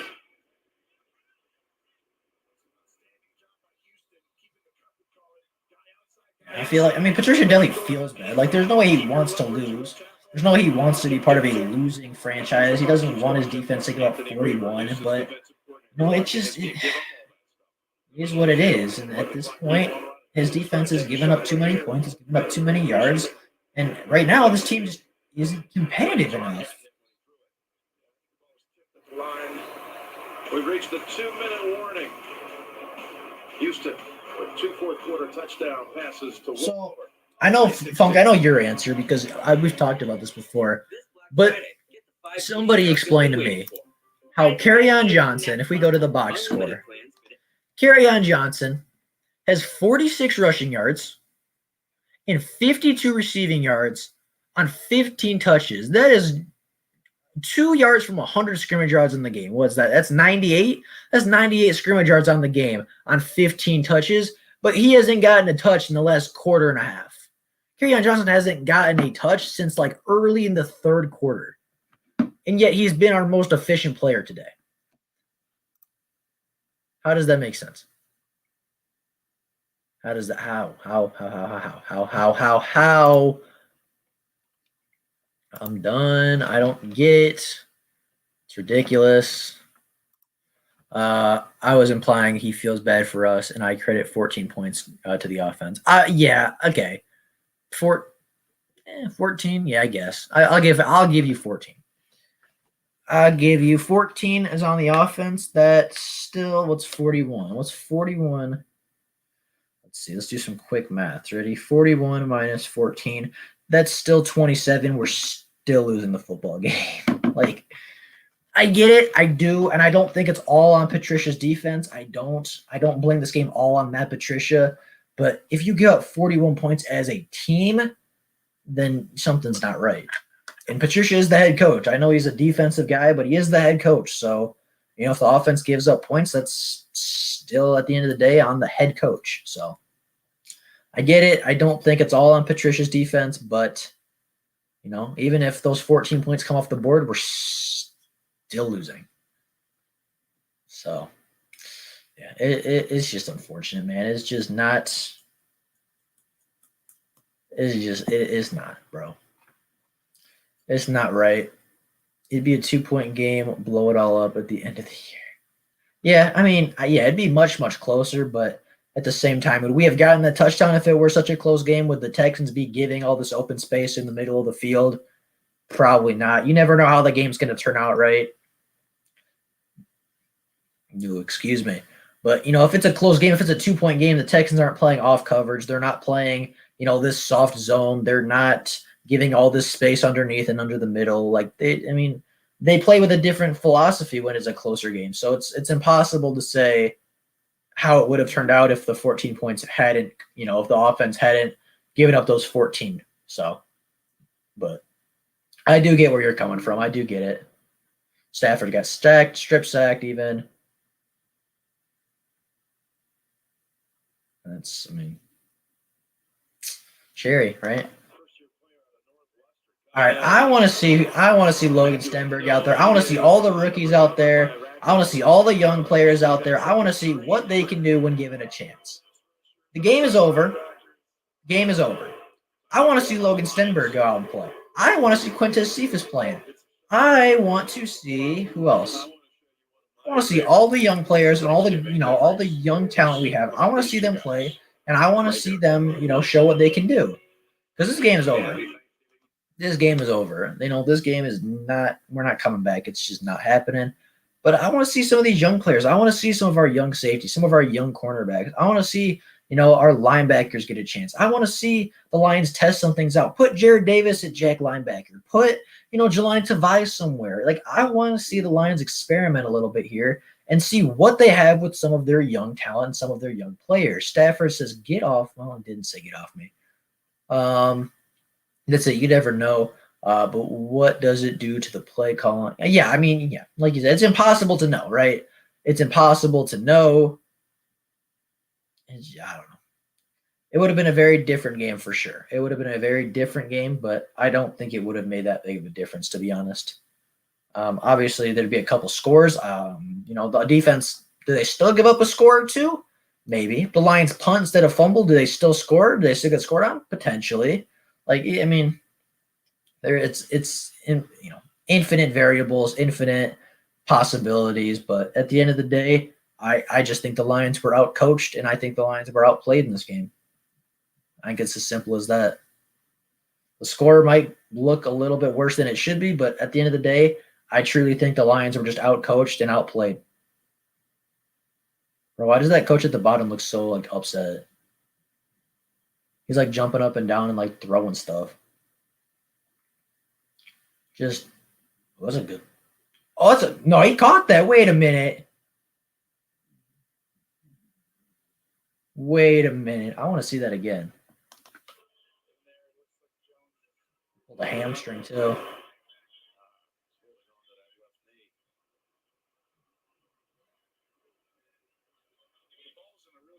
Low and away. You got a front side safety coming in, and he just perfectly. You see, actually, it was Martin going back there. He caught that.